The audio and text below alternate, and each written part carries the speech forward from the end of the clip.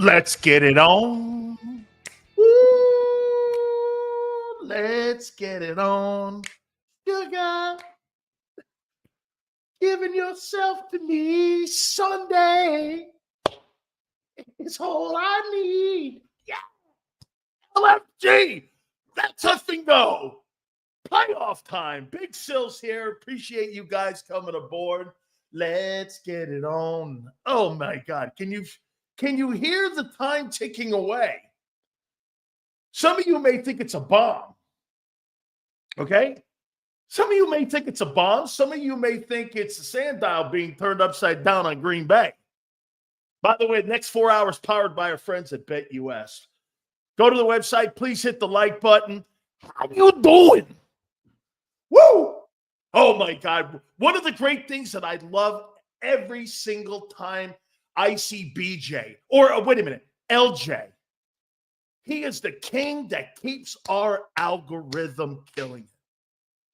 He kills it, and we love it. I'm hoping today, LJ, at least post, let's see, 40 times. What's the over-under on 40? I'll take the over. How you doing? Elite. That's what we're saying here, baby. Oh, yeah. Hey, man, I can't wait for it. Rent's due. Rent's due, baby. 75, I got 75 also. LJ's going to be, he'll be posting away when Big Sil starts throwing some of these topics out. How you doing? Look at this, man. 464. He's a Canadian. What the fuck does he know about football? They got a longer field and a wider field. What in the world would that guy know about football? This guy's a Canuck. Now, if he was going to talk to me about the Vancouver Canucks or the Montreal Canadiens or the Maple Leafs, I'm going to go, all right. And this guy knows. This guy hit me. How would he know about football? This guy's got a leader, Trudeau, who just canned it. And there's the Canadian. And I even played in the Canadian League. Okay? I played in the Canadian League. Now see, LJ says I flamed out in the Canadian League. That's not true. Actually, when I realized that I was being paid less because their dollars less, I said, fuck that. I'm going to the World League. How you doing? I went up there, man. I tried to exchange $1 down here in America, and I went, here's 50 cents. I'm like, wait a minute, I'm out. And plus, when I went to Vagina, Saskatchewan, I don't know. Hey, if you've ever been to Vagina, I mean, it's a very cold place, and it's got really big snow drifts. This place is crazy, this Vagina, Canada place. It's Vagina, right? Hey, am I right? It's Vagina, Canada. I forgot. But I've had 8 or 9 contracts given to me. I've posted numerous ones that they've offered me contracts, and I said no a bunch of times when I got thrown out of the NFL. So wait a minute here. Let me get this right. It's Vagina, right? Is it in Saskatchewan? Oh, wait, it's Regina. It's Regina. My bad. Hey, I'm sorry. I don't have all my Canadian provinces all connected there. British Columbia and all them joints. I got it, man. Hey, I understand. I mean, it's Canada. Shit, man. I don't really know much. I think they got a rodeo up there in Calgary or some shit. Anyway, let's talk some real football, some NFL football. By the way, college playoffs are tonight too. Notre Dame and Penn State. Shockingly, James Franklin with a really good take. We will talk a little bit about that, but interesting ball game. Penn State and Notre Dame will play in one of the semifinal games to see who goes on and plays for the national championship. So we will talk about that. Do me a favor, guys. Please hit the like button. Thank you so much. All super chats go to the top. You guys have been great this week. You guys have been great, really, for the entire football season. It's been absolutely sensational. So please Guys, I appreciate you coming here. Even that piece of shit, LJ, I appreciate him coming here too. I do. No doubt about it. Love him in here. Love everyone in here, man. So hit that like button here. You know, I started thinking about something we said yesterday.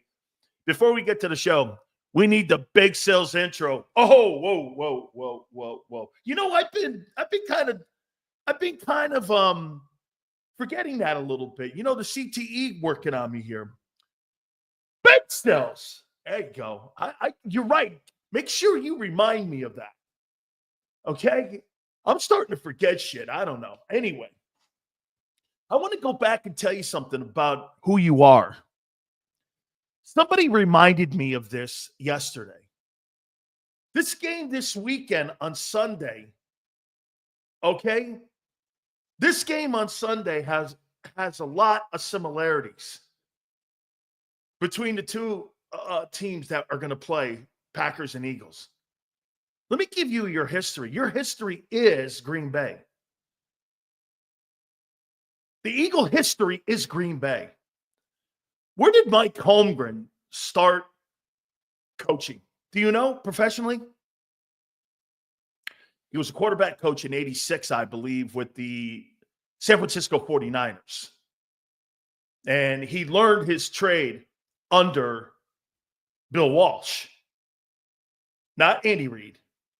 Bill Walsh. Mike Holmgren learned how to become a head football coach under Bill Walsh with the 49ers, with that great run they had and all those Super Bowls that they won.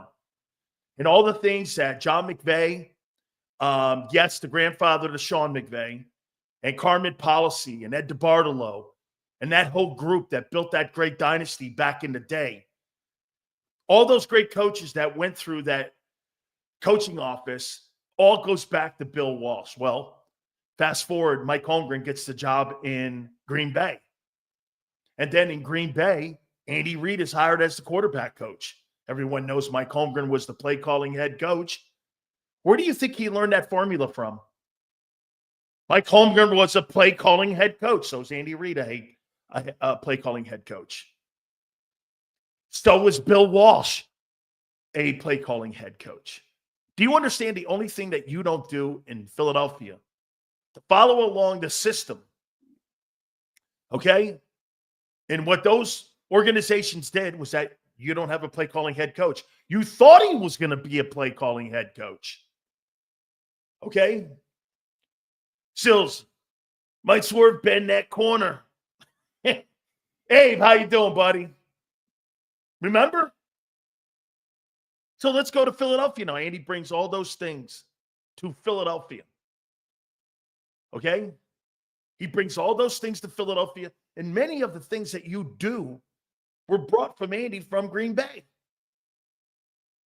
All the things and the blueprints and the way you do business. Now, some has been changed with Howie and Lori, but quite frankly, the things that you do started with Bill Walsh. And Green Bay, it was the reason you guys look alike and the reason you guys approach the game alike, because it started in San Francisco. This whole thing all started in San Francisco on your success. You copied what the Niners did. Hey, a lot of people have tried it. You know the one difference, though? You don't have a play-calling head coach. Who is the last play-calling head coach that had success in Philly? Doug Peterson. Andy Reid. Right? At the end of the day, that's the one dynamic that's missing. In this game this Sunday, 49ers have a superior offensive play caller than Kellen Moore. Kellen's a good play caller. He's not Matt LaFleur. Okay? He's not Nick Sirianni either. He's a better play caller. They have the advantage. Now, the only reason that may not be a factor is because Vic has had a great year and has a great resume. The cool thing about Vic Fangio, Vic's had a great year. Vic's got a great resume to back that year up, though. where you go like this. He's a great coordinator. You know, sometimes you have one-year wonders when it comes to coordinating, and you turn around and you go, God, that guy ended up sucking in the end. He wasn't very good. That's not the case with Vic Fangio. Okay? Now, here's the case. Does good coaching and a better quarterback, does that assure you a win Sunday if you're Green Bay? Absolutely not. The Eagles are so talented across the board when it comes to their roster. I mean, very few places to have the advantage. We talked a little bit about it earlier in the week. There's nothing really where you go like this. They have a massive edge. The quarterback is better. Yes. Is that going to matter? I'm not sure. The play calling's better. Is that going to matter? I don't know. What about the roster the Eagles have? The Eagle roster might be the best of any team that's in the postseason right now. You can make the argument them in Detroit. We've seen this before, though, play out. Last couple of years, the Eagles and the Niners have had the best roster. It's not translated into Super Bowls, right? Because why? You're going against a better coach and a better quarterback. Those are the keys to this. I'm not sure having the best roster wins you a Super Bowl because I haven't seen it.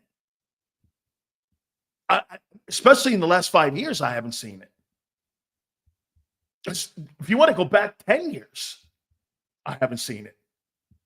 Where you have the better roster of players. Eagles clearly have the better roster of players going into Sunday. I'm not going to argue that. I'm not going to sit here and manufacture some topic to tell you, hey, listen, Green Bay's pretty good. That's not the case here. They have a formula, though, on how they can win ball games. That's a well-coached team.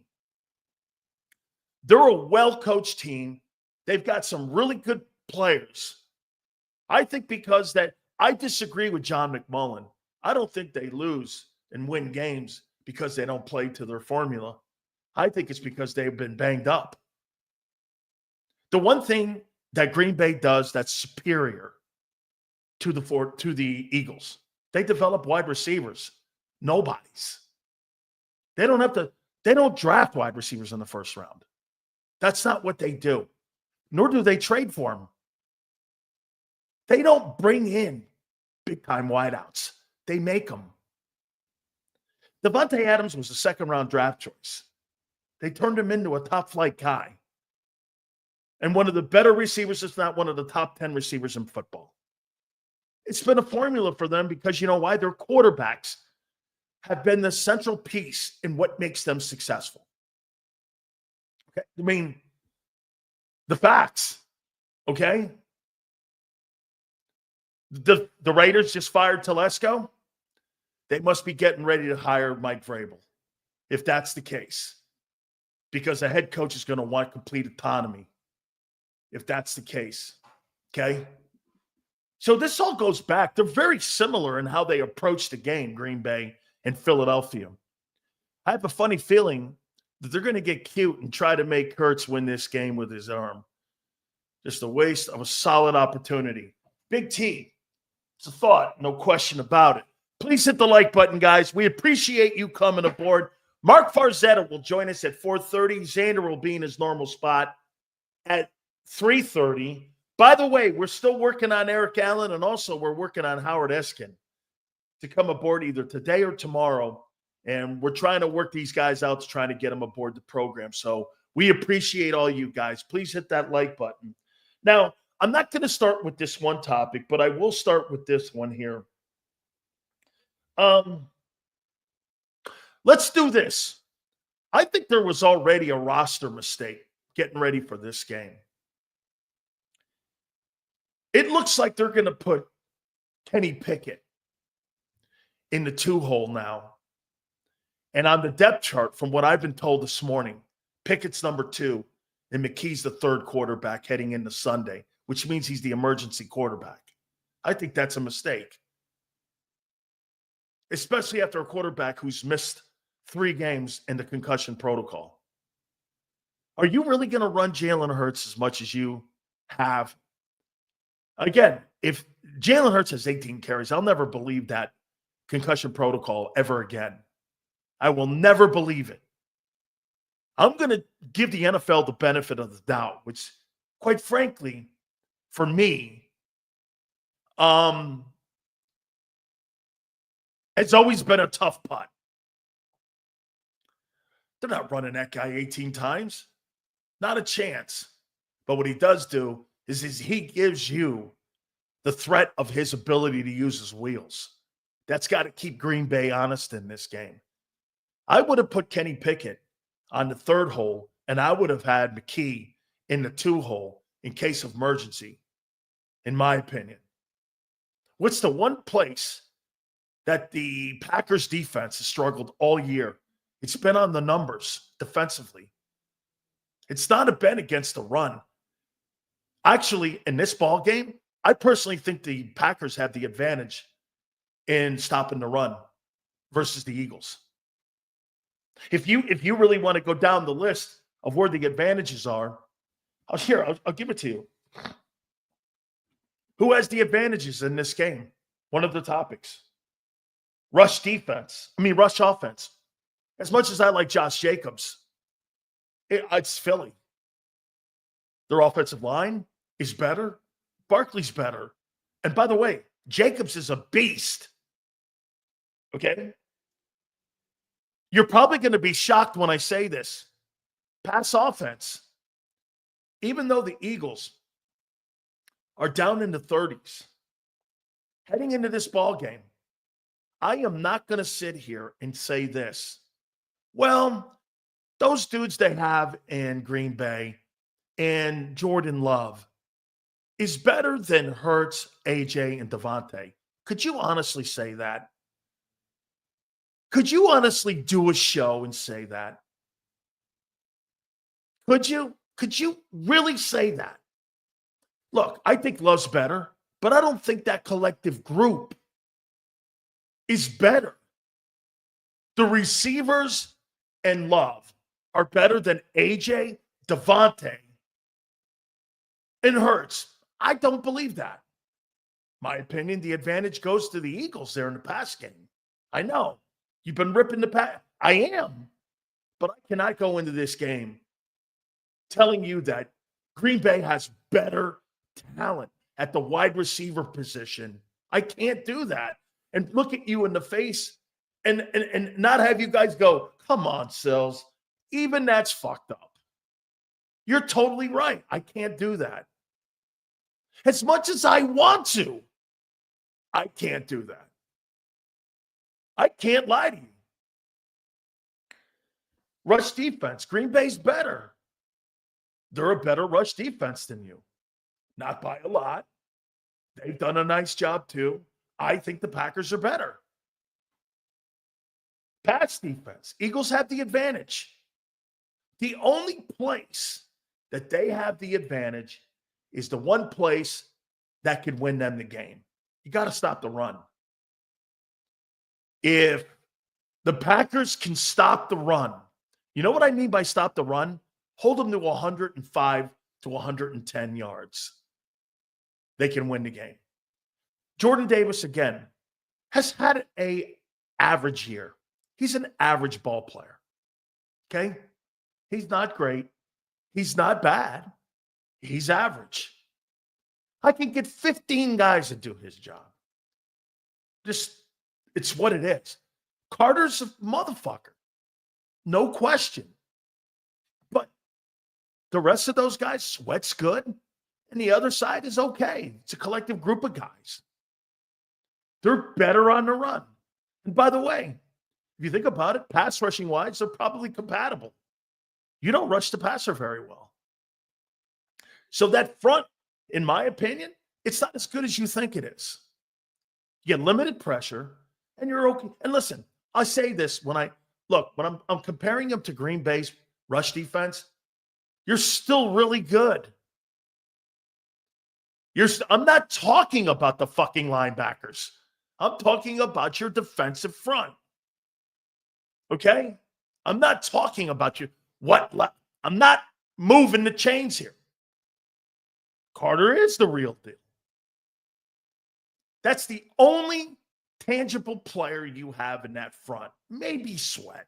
Sweat's a good player. He's had a nice year. The kid on the other side of Green Bay is just as good, if not better, and he's the Pro Bowler. The guy on the edge in Green Bay is better. The guy's an all-pro. He's probably going to make third-team all-pro. He can rush the passer. Milton's a good player. Milton's not a great player. He's a really good player. Okay. No doubt. Like I said, I can't get this. Look at people getting fucking butthurt in here. I said you got the best rush offense. You got the best pass offense. You got the best pass defense. And when I said the Packers were a little bit better, you get your little panties in a bind. Suck it up. Take a knee if you can't take it. Or move on.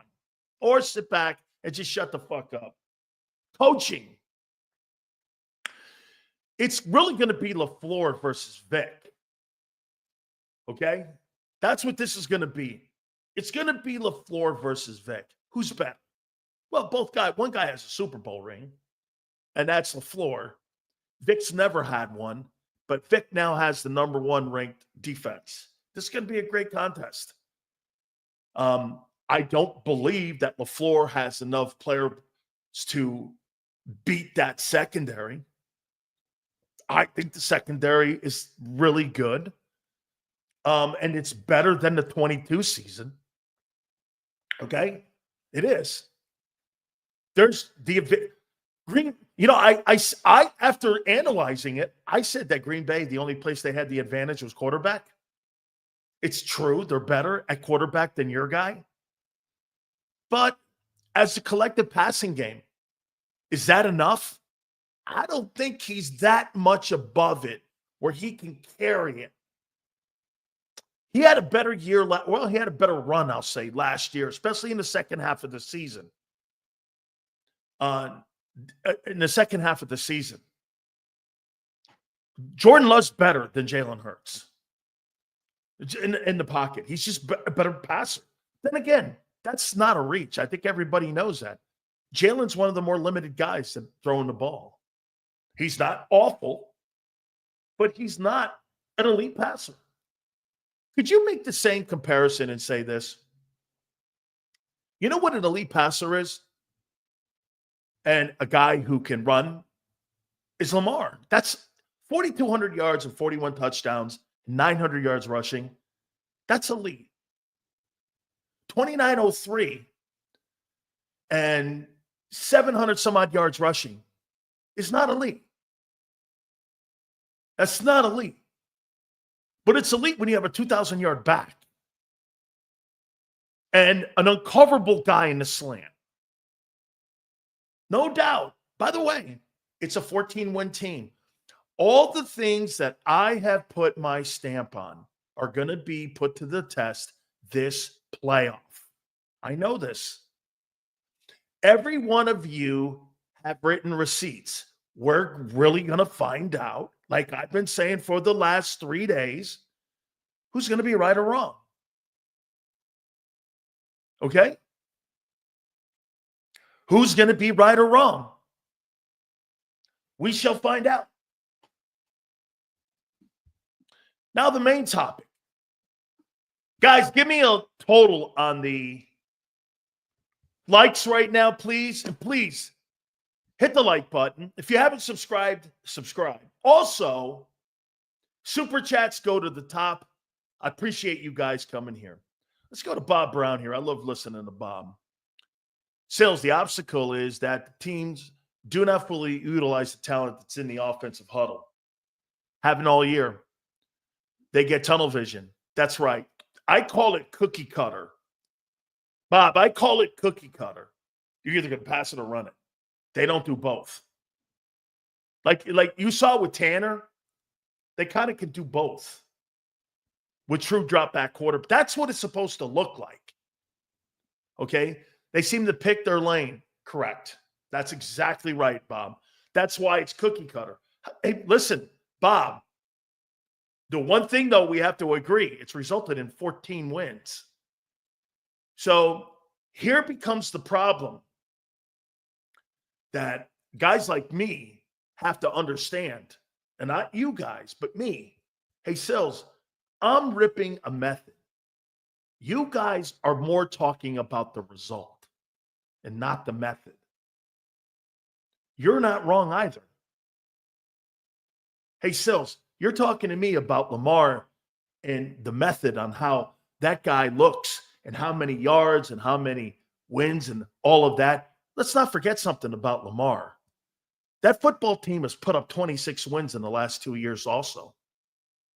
You've put up 25 wins. Lamar in the last 2 years has put up 26 wins.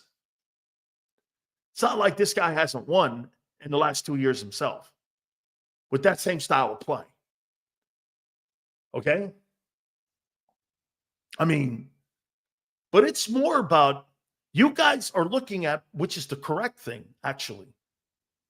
You're looking at the result. Xander looks at the result a lot. There's nothing wrong at the result.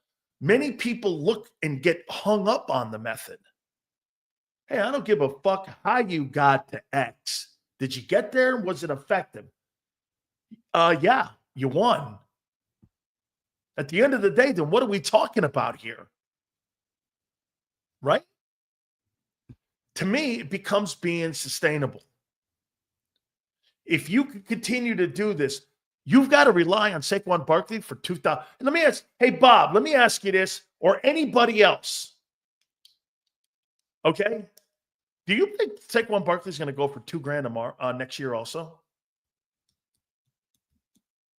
If he goes for 1,300 yards next year, hypothetically, if he goes for 2,000 yards next, or 1,300 yards next year, you're not winning 14 ball games. There's no chance. So that's not sustainable. That means the quarterback has to carry you. And your quarterback, can you really do this? 1 year, my quarterback, we didn't ask him to carry us. The next year, we have to have him carry us. Don't these quarterbacks that are elite in the NFL today have to do that year in and year out? If you don't get Joe Burrow having a great year, you're not even in the conversation with today's free agency. Look at Cincinnati and look at the owner he plays for. Mike Brown's not going to put tons of money. There's no chance in hell T. Higgins is coming back. Every guy that they've ever franchise tagged, they've never brought back.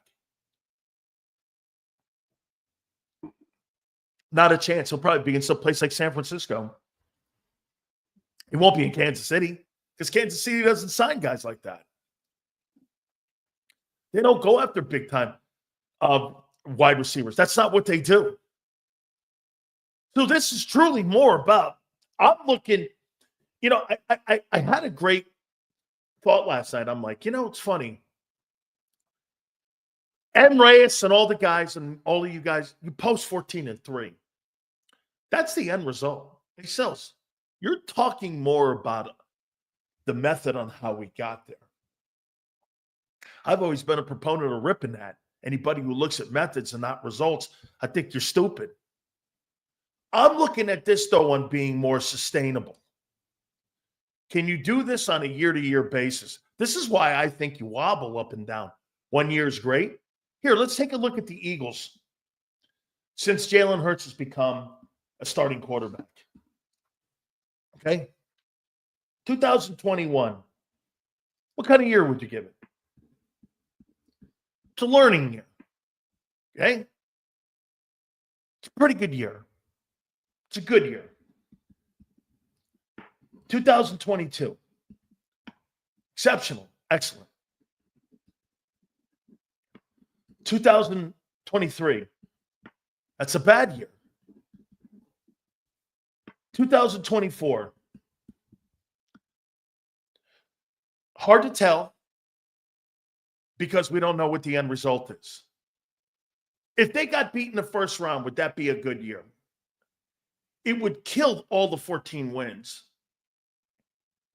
And if they go on and win 2, it'll be a really good year. And if they go to the Super Bowl, it'll be an excellent year. Right now, let's just go here where we are on January 9th. It's a good year. No, it's an excellent year. Excuse me. So you've had a good year, 2 excellent years, and 1 bad year. Am I wrong? Because that's who you are. Here's Kansas City. Great year, great year, great year, great year. Here's Green Bay. Last year, good year. Oh, wait. First part of that season stunk. Back end of the season was great. I think it was a good year. This year, because the guy was hurt, it's probably another good year. They got to elevate. Okay? Right? So, the changing of the roster. This roster, look at the changes that you have made since 2022 with Howie Roseman. Look at the changes that you've made. This is why I'm telling, again, where I'm at right now, heading into Sunday, I'm telling you right now that here is an opportunity that the football team has a chance to do something really excellent. But will they be able to go into this game, like Bob says, using all of their skill sets? Let's take a look at this for a second on how much has changed over from 2022 here. Okay? Quarterback's the same. You change the running back. Wide receivers are the same. Wide receiver 3 is changed. The tight end's the same. The left tackle's the same. The left guard's the same. The center's been changed. The right guard's changed. You've had on your offense this year from 2022, 1, 2, 3, 4 different players. Let's take that over to the defensive side of the football. And I'm going to make a point to you. The team you'll see next year won't be the same either. And this is what makes you guys completely different every year. So nothing is sustainable. That's why your Super Bowl windows fluctuate, because you don't have really the same people coming back. Okay? Let me show you on defense from the 2000. This is just 2 years ago. Your left end is new. Your nose tackle is new. Your right defensive end is new. Your 2 inside linebackers are new. Your strong side linebacker is the same, Sweat. Your cornerback is new, Mitchell. Your safety is the same. Your free safety is different. There was Epps. Your right corner is the same. And your nickel's different. 1, 2, 3, 4, 5, 6, 7, 8, 9, 10, 11. 11 of your 22 players are different than the 2022 season. That's just 2 years ago. And it'll be the same in 2 years. You'll have another 11 new faces. That's why your window is never open, like Jeff Kerr says. You don't have a Super Bowl window.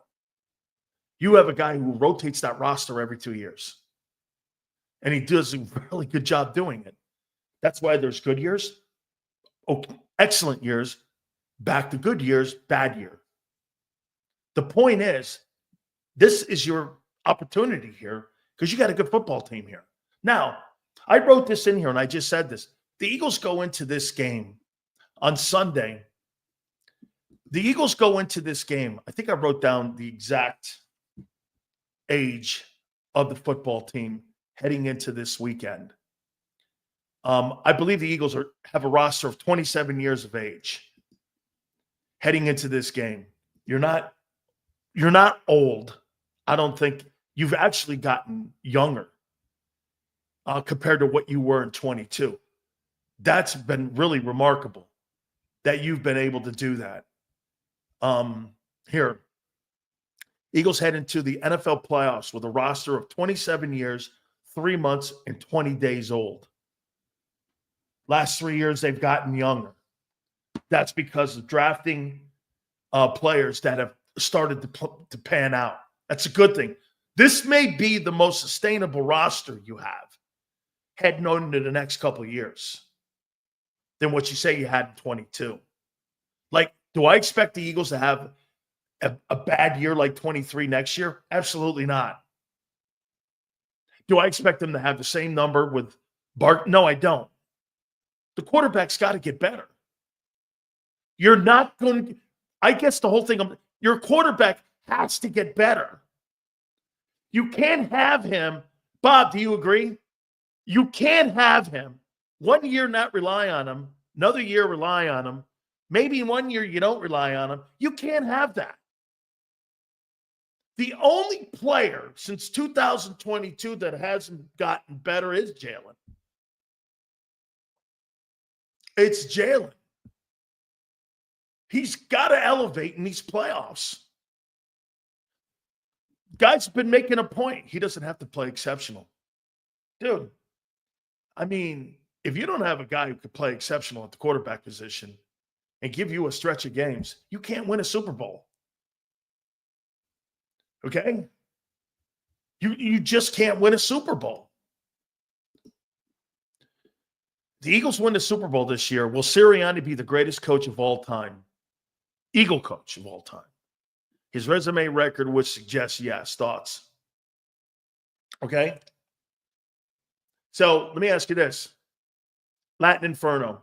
If you had to coach a football game, let's give Nick the benefit of the doubt he wins it. Okay? Personally, I think Nick's a product of the environment. I don't think Nick built this.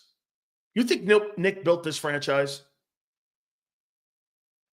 Or do you think Andy Reid built the franchise and the way they do business now? Or do you think Nick stepped into it? So if you had to coach a 60-minute football game, you would take Nick Sirianni over Dick Vermeil and Andy Reid? Not me. Not me. No way. Here's to your point, Latin Inferno. Somebody do me a favor. Look up George Seifert's time in San Francisco. Won a Super Bowl and had a better winning percentage than Bill Walsh. You think he's a better coach than Bill Walsh? Or was he a product of what they built in San Francisco? Okay. Get this. Here's a guy here that still lives in fucking La La Land. To say Sirianni hasn't had input or control is idiotic. How many people think Nick Sirianni, just a couple people in here, how many people think that Nick Sirianni has input and control of the football team in any aspect? Please tell me. How many people believe that? How many people believe what M. Reyes just said?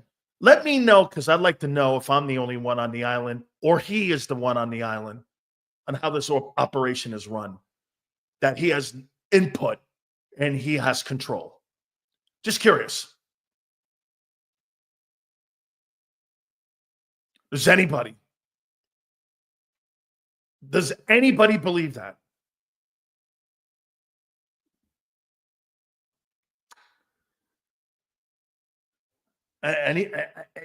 Tell me, does anybody believe that M. Reyes is right, that Nick has input in personnel and Nick has input when it comes to the direction of the organization?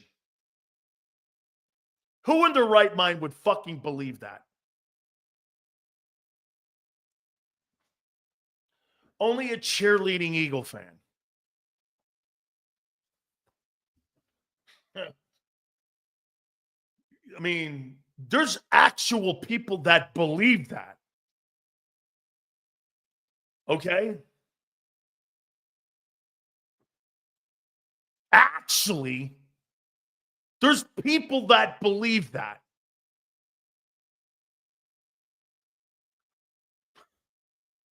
So let me ask you this. After all those great coaching decisions that you watch that guy not make this year, you think you're going to take the input of a guy who can't – sometimes you put your hand over your eyes and go, What's this guy thinking, man? I picked the Cowboys to make the Super Bowl last year. I'm wrong with my picks. I glazed Josh Allen and Jaden. I love to backtrack. My name is Sills. I glazed Josh Allen. He'll be the MVP. Jaden Daniels will be the Rookie of the Year. And I picked the Cowboys a year ago to go to the Super Bowl. I did. And the year before that, I picked the Eagles to go. And this year, I picked the Lions to win the Super Bowl. Yes, Keith. Of all those things, I got one wrong. The Cowboys. I glazed Josh Allen. He's going to be the fucking MVP of the league. Jaden Daniels is going to be the NFL Rookie of the Year. I don't know about you, kid, but I ain't wrong. Glaze Josh Allen? Congratulations, Josh. You're going to be the National Football League's most valuable player. I don't know. Okay. Yes. Thanks for the super chat. I appreciate you, Keith. But how about this one, Leon? Yes. And if I was in baseball, I'd be making $38 million a year going 2 for 3. How you doing? How you doing? Ew. Oh, man. Yeah. Hey, but wait a minute. Ike, I love that take. You clowns in this show, you trying Sills. He's not right about everything, but he knows what he's talking about. Ike! Tina Turner! Yes, sir, Ike. That is Big Sills. Hey, Ike, if I was fucking right about everything, I would never be here. I would be on Peanut Island in South Florida. I would have bought the island. I would have burned the boats. Nobody would ever find me. I'd have facial hair, and my fingernails and toenails would be growing out, and I would look like Howard fucking Hughes. Okay? No one would find me. And I would still be a shitty tweeter, as Xander says. I would be all that. Okay? You have to understand, one of the reasons that I have found a home on this show, I don't have to go anywhere. Oh my God, it's the greatest life of my entire life. I don't have to go anywhere. I don't have to see anybody. The greatest thing on the planet is finding all of you. I don't have to go and be around people I hate in this fucking business. I don't have to pretend. You know, my wife used to say to me showing up to work, man, you must hate your job. I go, why? Because 90% of the people that you walk into the room with, you fucking hate, and I know it. And I'm like, don't tell anybody that, please. Please just don't do that. Please don't. Because I know you hate everybody in that building. Yeah, I would never walk into us. Do you think Dan Sileo would ever walk into the WIP building? Just for shits and giggles? Never. You know why? 90% of the people in those type of buildings are assholes and liars. I have no interest in it. Those are everybody I hate. Those are the people I don't like.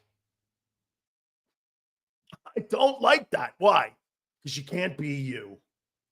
I've got to worry about the Eagles and what I say every day. Fuck that. I'll just sit here. Okay? Just messing. Keith, I love the shit out of you. Dude, this guy right here, man. Keith, if you can't mess with Big Sills better call it a career. Don't you think? We better call it a career. If Keith can't fuck with me, it's time to go. Don't you think, Keith? It's time to go, bro. I'm with you, man. Thank you, Keith.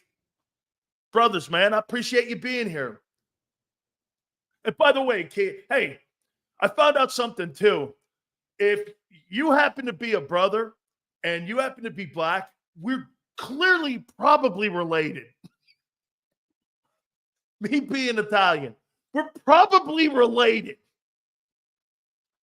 Okay? I'm just Italians and black guys. I'm just saying. We're probably related. Hey, Leon, I'm going to say this. I will tell you one more time, Leon. Jerome Brown goes like this. Sileo, there's not a chance in hell you're white. White guys don't run that fast. And like, what the fuck did that mean? He goes, white guys don't run that fast. Hey, when Herschel Walker, dude, I love Herschel. You know, he's been on the program a bunch of times. Herschel Walker, some Southern guy. I was down in Florida at the time. You're gonna love this. When Herschel married that Italian girl, guy goes like this. Oh, you hear Herschel? I go, you hear Herschel got remarried? He married a white chick. No, Herschel married one of them Italians. I'm like, what's that mean? He goes like this. She ain't white. He didn't marry a white girl. He married an Italian girl.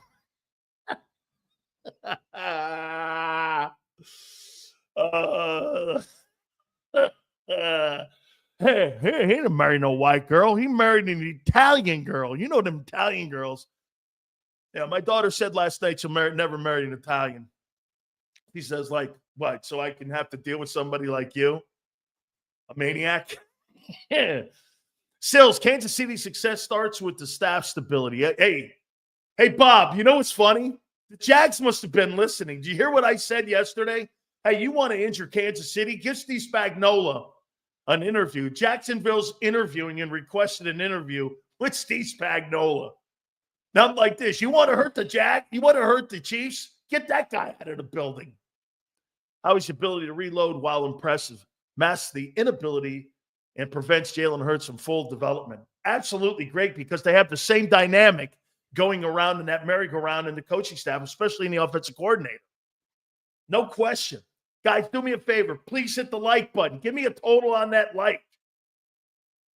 You know what it looks like when the coach has no input? The Cowboys. He has input in the game plan. You know what he doesn't have input in? Who plays the game? That's always been a problem with me in Dallas. Okay? And you're right about one thing, James. Mike McCarthy or anybody like Mike McCarthy, you know what they have to do? They have to coordinate and call plays inside of the ability and the staff that's been put together by Jerry. Do you know how hard that is? Here, let me give you what it means. Say you've been hired as a boss at your respected business. Say you're a salesman. Okay? Say you're a salesman. They hire all your people in your department to be salesmen, and they tell you how they want you to sell the policies. Okay? With you having no influence in it. It's kind of like what Nick is. They give you the staff. They give you direction and how they want it to look. You can't put your twist on it. You know how hard that is to do? Do you know absolutely how hard that is to coach? That's exactly what the Cowboys do. I mean, no, hey, Broad, right. That's exactly. Okay? Yes. That's exactly what it looks like. Okay, now that's what the Cowboys have to do. That's a tough way to coach. AJ not at practice today, or not practicing. Not at practice. Knee issues lingering, apparently. Fuck, dude, it's Thursday. You got to post your first initial injury report today. Hey, let me ask you this. I love when I'm right. You know, I'm not going to lie to you. I do.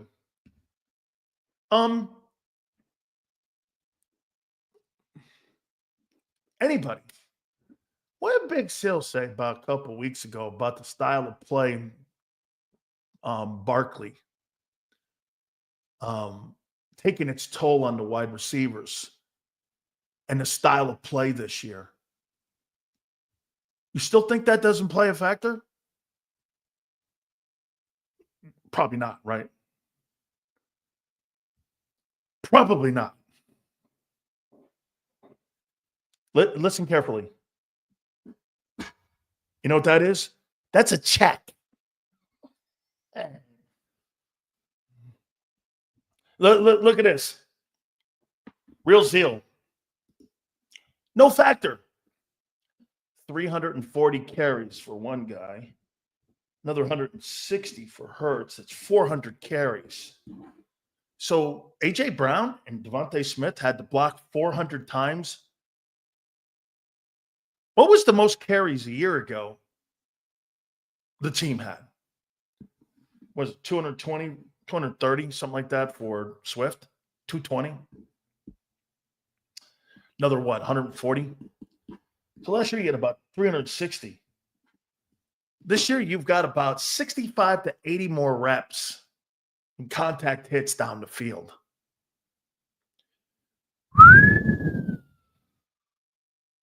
And let's take a look at that. How many carries this year for the Eagles? Let's take a look at that. Just in the starters alone, how many attempts this year, rushing attempts? Ooh, they had 621 carries this year. How many carries did they have last year? Let's see here.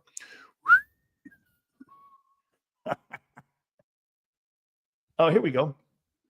Let's see here. 2023 regular season. They had 500. And what do you have this year? So you've added an additional, how many? There's 510, 620. You've added an additional 100 carries to the group to have to block down the field. You're probably right. Those extra 100 carries don't matter. You're right. Fuck it, right? Those carries probably don't matter. Probably not. Right, Bob? Those extra 120 carries don't matter. Where those receivers have to go downfield and do their blocking in the blocking game and in the blocking scheme. Probably just coincidence. He's more banged up this year. Same with Devontae. Yeah. Yeah, okay. You're right. Those extra 100. Get this. Who in their right mind wouldn't think an extra 120 carries matters? Who in their right mind would think that? A person that's never played it. Damn! How you doing? All right. Okay. Now the main topic. Stills, are you a Cowboy fan or something? No, I'm no Cowboy fan. Why? Because I played there for a cup of coffee? Don't make me a Cowboy fan. You're fucking crazy. I'm a football fan. Nico, I like the game. No, I don't like the game. I love the game. Okay? I love the game. I mean, do I love a team? No. Who are the Hurricanes? But do I love an NFL team? I know so many people, probably because I know so many folks. I grew up a Giant fan, I won't lie, because of my uncle. But other than that, and plus my uncle Nico is in the Pro Football Hall of Fame. And get this, between Andy Robustelli and Chuck Bednarik, those guys introduced me to so many people in the NFL, I can't tell you.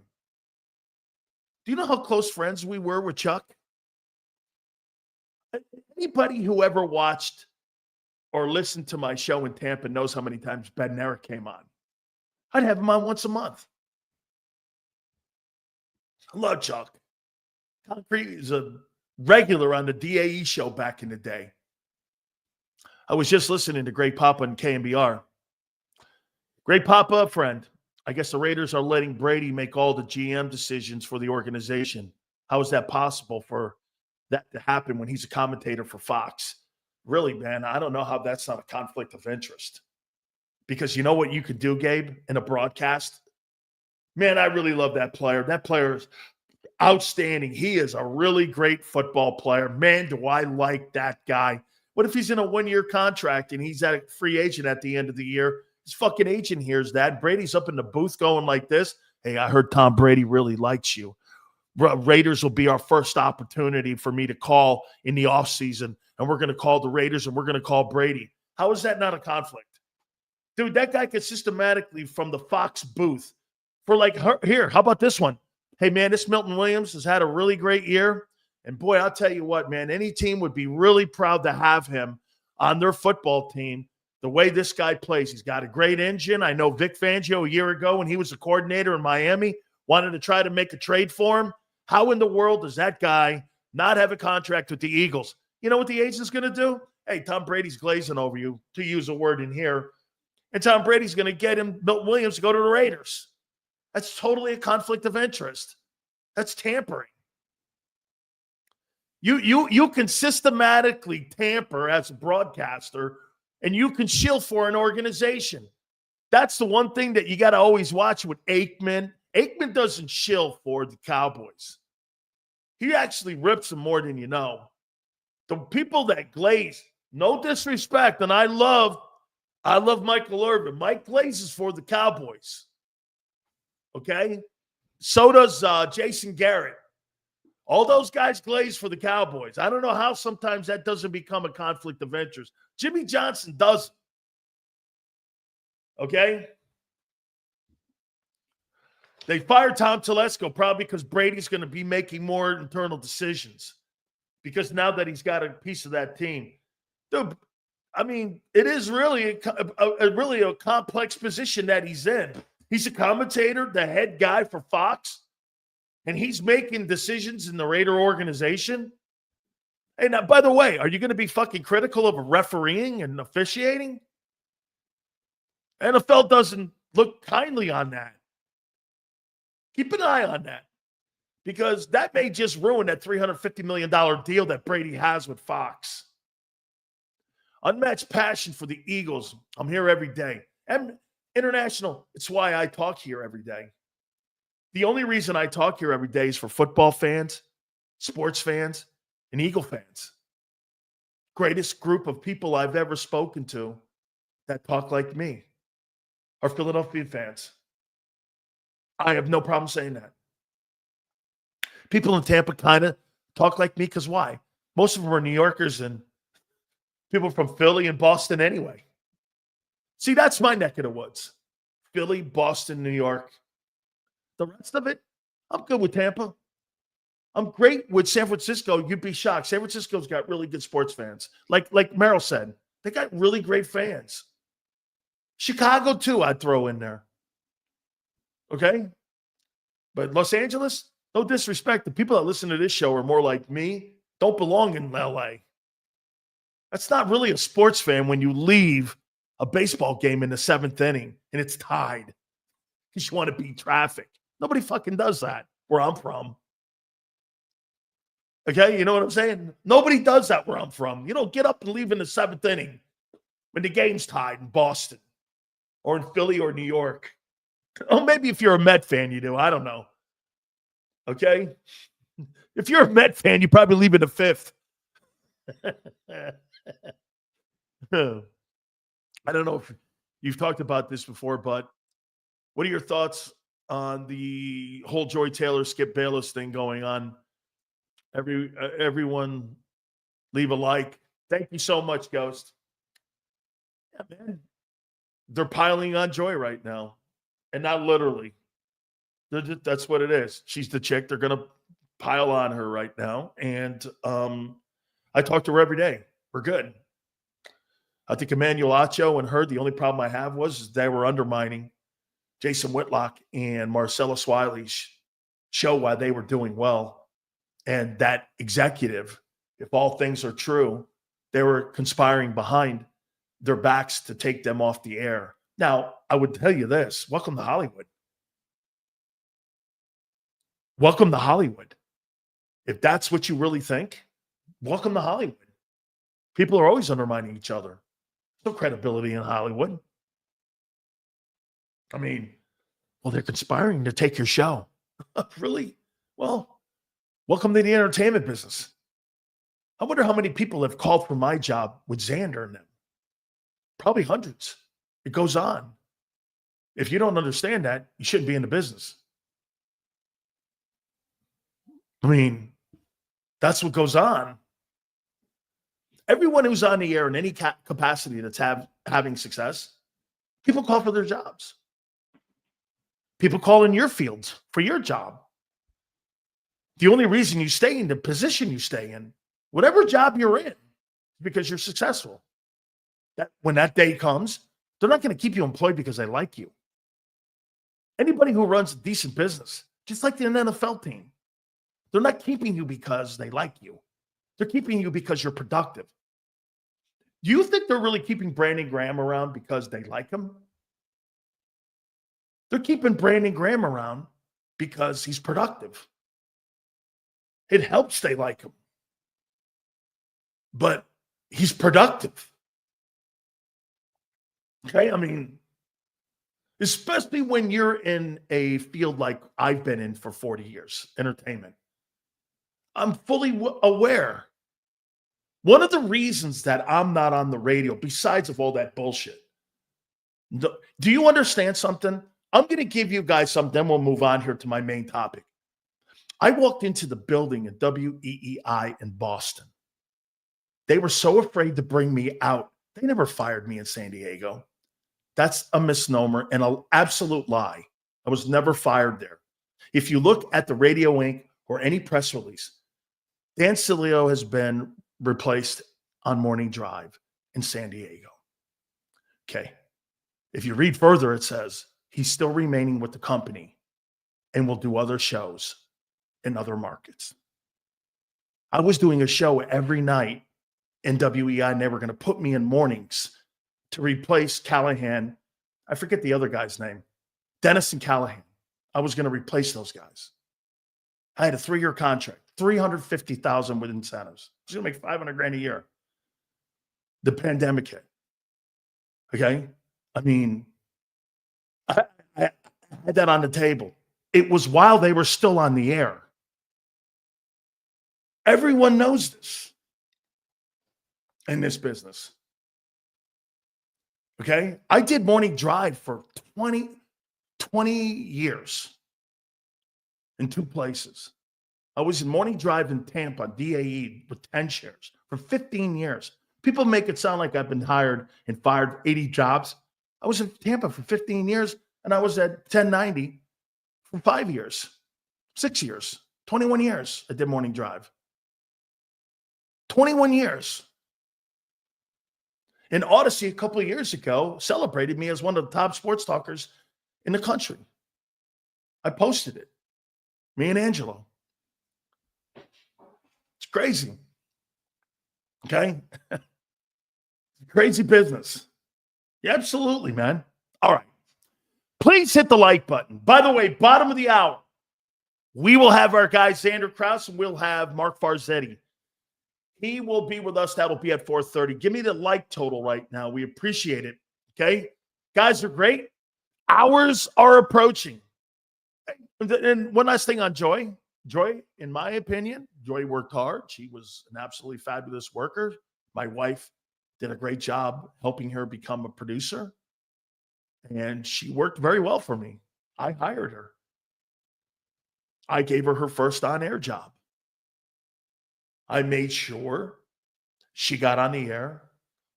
I'll tell you one quick story about Joy. So she got on the air and she's going just meandering on a take and a fucking meandering. Do you know why sometimes I've never tried to improve my vocabulary? Because I don't want to talk like the Wall Street Journal. I want to talk like you talk in a bar, because that's more relatable than talking to somebody like you're reading the Wall Street Journal. The Wall Street Journal is set up for high school educated people. Most newspapers are written for people that have limited education. Do you understand that? An editor goes in there, and if the words are too much, they'll take the words out and dummy it down so that the reader can understand it. It's got to be an easy read for people to buy the paper. If you can't understand what you're reading, it's kind of like an owner's manual. A newspaper can't be put out there like, and you can't talk on the radio like you're talking, explaining an owner's manual to someone. They're going to be bored and you're not going to know what you're talking about. There's actually a science to it. And so she's going on this. I go, man, you just went on and on about fucking nothing and something I didn't have any interest in. If you're going to say something, say it. Don't go on this meandering intro. Okay? Remember something, meat and potatoes. People want to eat meat and potatoes right away. They don't want to hear a meandering opening. Give it to them. Bang! How you doing? Speaking of that, here we go. Are you guys ready? Hit that like button. Where are we on that like list? Okay? Still speaks like the average Joe. Greatest compliment you can give me. Greatest compliment you can give me. By the way, Kay Adams is a friend. She's asked for advice too. Okay, and I've told her. I love Kay. Always responds on my Twitter too. 141, not bad. Let's go. Let's get another 141. All right, in this hour. All right. Here's my main topic. Locker room talk. That's what got me in trouble. Twiz. Okay. It is true. But the locker room, that's kind of what's getting Jason Kelce in trouble a little bit. Talks like he's in the locker room. You're going to say shit. Like if you said this in the locker room, sign those 3 monkeys. Nobody's going to think anything of it. You say that in public, somebody's going to call you a racist. There lies my issue. There lied my issue. Sign those 3 monkeys, man. They're cool. That's cool. You say that in public. It's not going to work. Okay? Because you know why? The guys in the locker room know who you are.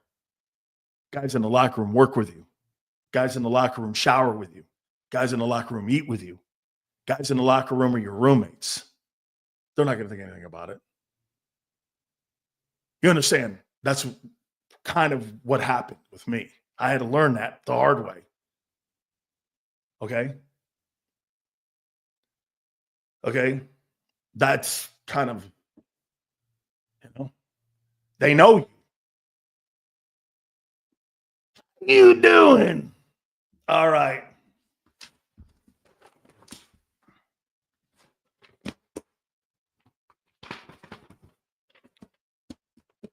Here is the main topic.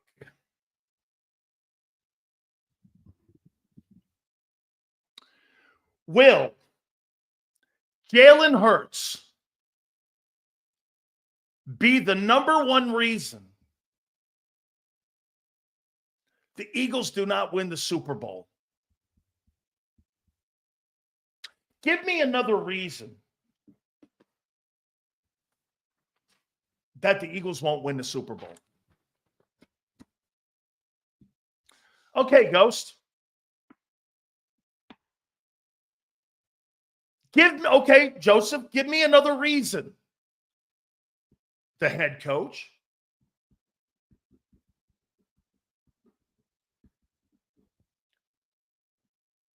Injury. Well, let's not go injury.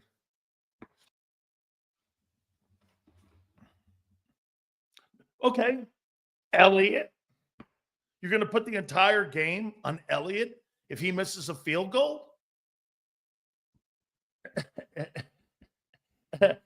Okay. Here, please, give me some more. Kicker. The punter. What other reasons? The inexperience on defense. I'll show you where I'm going here. Xander probably knows where I'm going here. So wait a minute. The coach, Elliott, the punter, inexperience on defense. What will Jalen Hurts be the number one reason the Eagles do not win the Super Bowl? Rust. Play calling.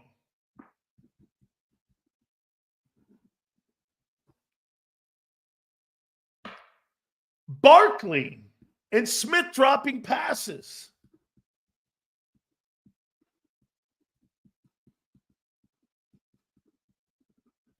Let's get a couple more. Global warming. Pass rush.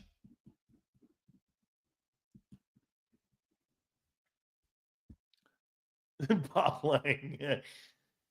Soft coverage. Playing that zone. The ref. All right, I think that's enough here. Okay. So here are the excuses that you will not put at the feet of Hurts if they don't win the Super Bowl this year. The coach, Elliott, the punter, the inexperience on defense, rust, play calling, Barkley and Smith dropping passes, pass rush, soft coverages, the refs.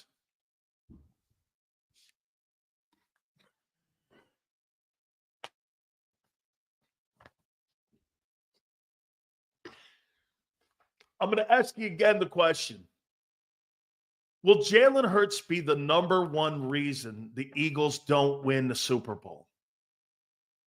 What other reason could there be? These are weak. The coach, he won 14 fucking ball games. Place kicker, if he misses a field goal, how in the world are you suggesting to me that that thing is going to be a 26-27 ball game on Sunday?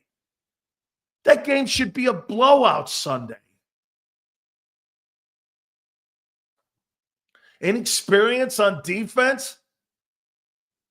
To use your words, you've been glazing over this defense, the no-holes defense, for 6 months. Rust. Come on, man. If you don't win a Super Bowl this year, Jalen Hurts will be the reason you don't win it. Just say it with me. Say it with me. They're saying that in Buffalo. Why can't you? They're saying that in Baltimore. If Derrick Henry gets stuffed for 65 yards in a playoff game against the Steelers on Saturday, he ain't the reason they lost the Super Bowl. Lamar Jackson's the reason they lost. Why can't you say it? Jalen will be the number one reason they don't win the Super Bowl. I disagree with people that say he could just play average and you can win it. I think he's got to play fucking great. How many Super Bowl runs have you ever seen where a quarterback... Hey, let me ask you this. Did Nick Foles play great his entire playoff run? The year they won the Super Bowl. Did he play great in all those games? Who did he play in the NFC title game? We play Atlanta? Or was it Minnesota? I forget. Who did he play in those games? I thought he threw for over 300 yards in that game. You thought he struggled? Could they have won that game without him against Minnesota? Or Atlanta?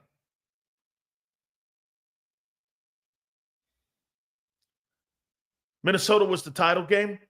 Okay. Could they have won any of those games without him? Nick Foles. Okay, so no. Maybe he didn't play a superstar game against Atlanta. Okay. Look at one guy in here saying, yes, they could have won the Super Bowl without Nick Foles playing great in the playoffs. Who is the backup behind Foles? Do you guys remember in that 17? Who backed up Foles? I'm interested. One guy in here says they could have won the Super Bowl. They could have won the Super Bowl in 17. Who was the backup behind Foles that year? Anybody know?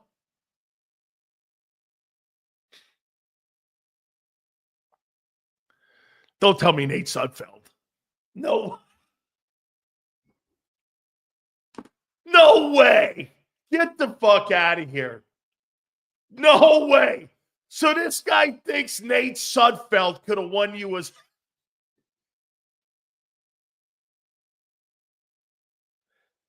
Hey, Philly fans, you never cease to amaze me, man. Nate Sudfeld.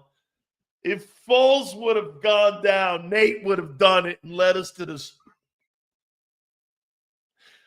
Nate Sudfeld.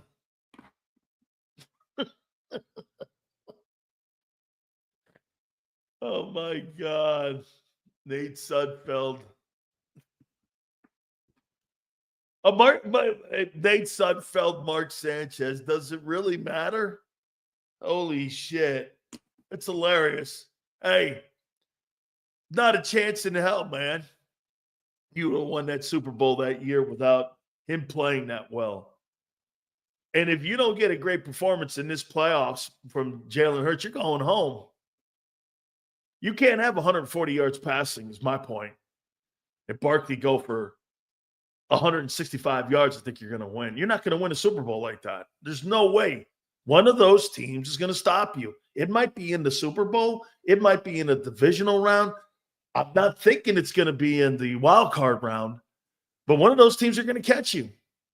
If your quarterback does not put a game together, you know how lucky, not lucky, but think about it. Jalen Hurts' is 3 playoff games that he's played in that year in 22. There's a reason why you look at the remaining other games that he's played in the playoffs, they've all been horseshit. Not the 22 ones. They were kind of all right. But he's not excelled in any playoff game in his 5 playoff games. One of them is exceptional. The rest of them are mediocre to below average. Where in the world do you think you're getting consistency out of that position, out of that player? He's never exhibited it. And you think he's going to go in and play great for 4 when he's never. Okay? The first year against Tampa it's kind of a learning curve, and I get it. I'm not going to kill him on it, but that wasn't a good game. That was a bad ball game. The 2 games that he played in 22, in the divisional and the NFC title game, you could make the argument that he didn't have to do anything because he didn't do anything. It wasn't the reason they won those games by far. It was the defense. The Super Bowl, he was great in it. No lying. Last year, he was terrible in playoffs. I mean, he has not really played well in the postseason. Am I wrong? Okay, Crow, you want to go there? I'll concede that. 2 terrible games. 2 okay games. And 1 great game. I'll go great.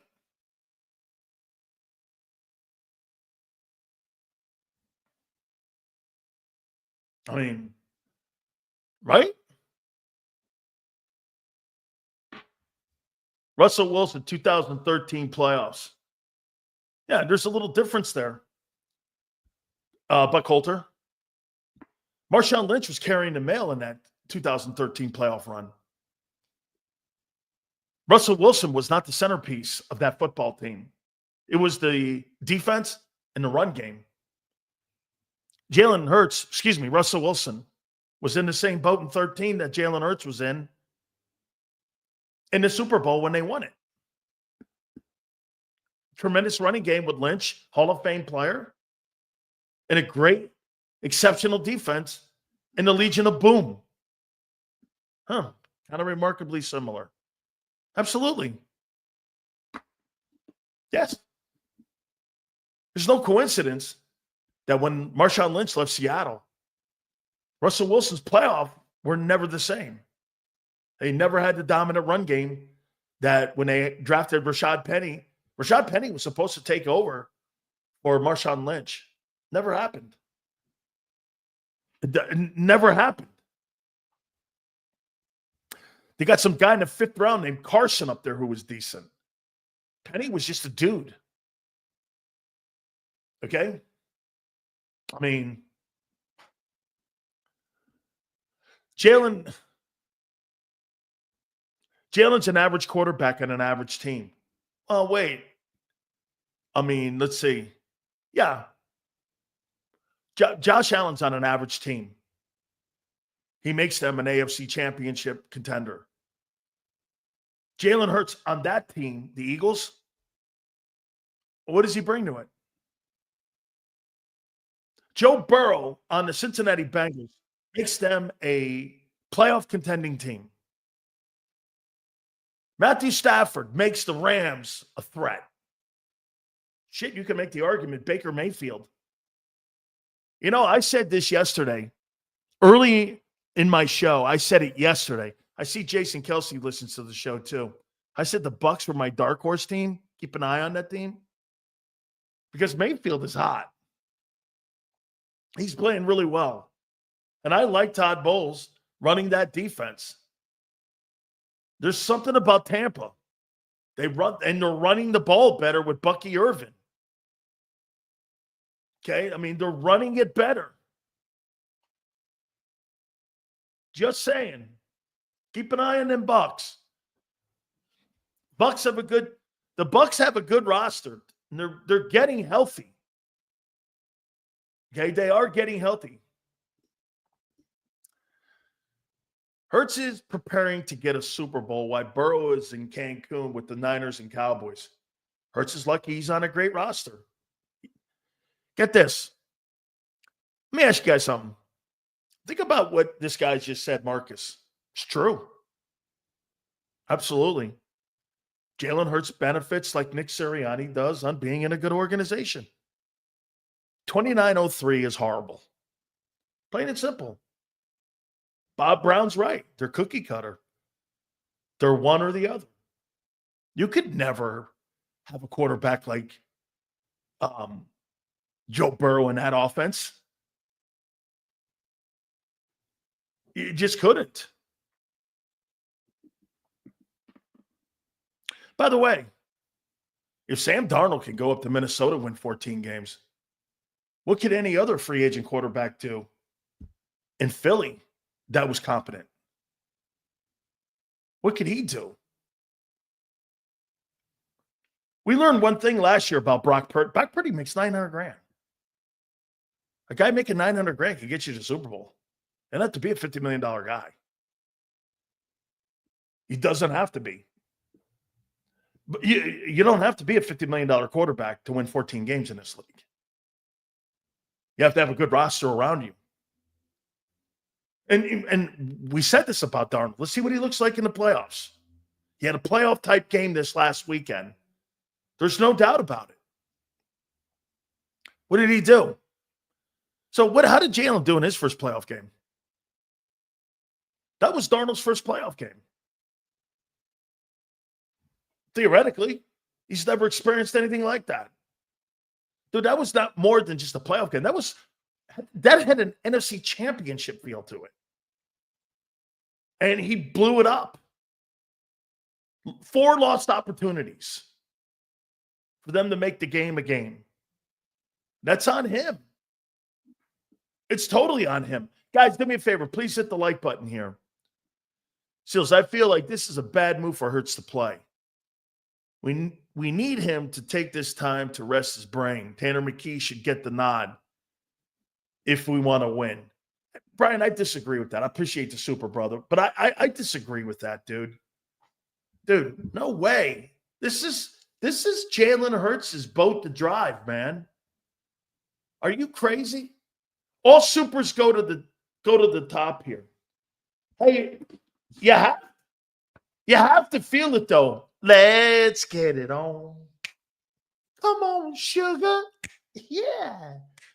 Come on, Xander, give it to me. Let's feel it true. Woo! Yeah.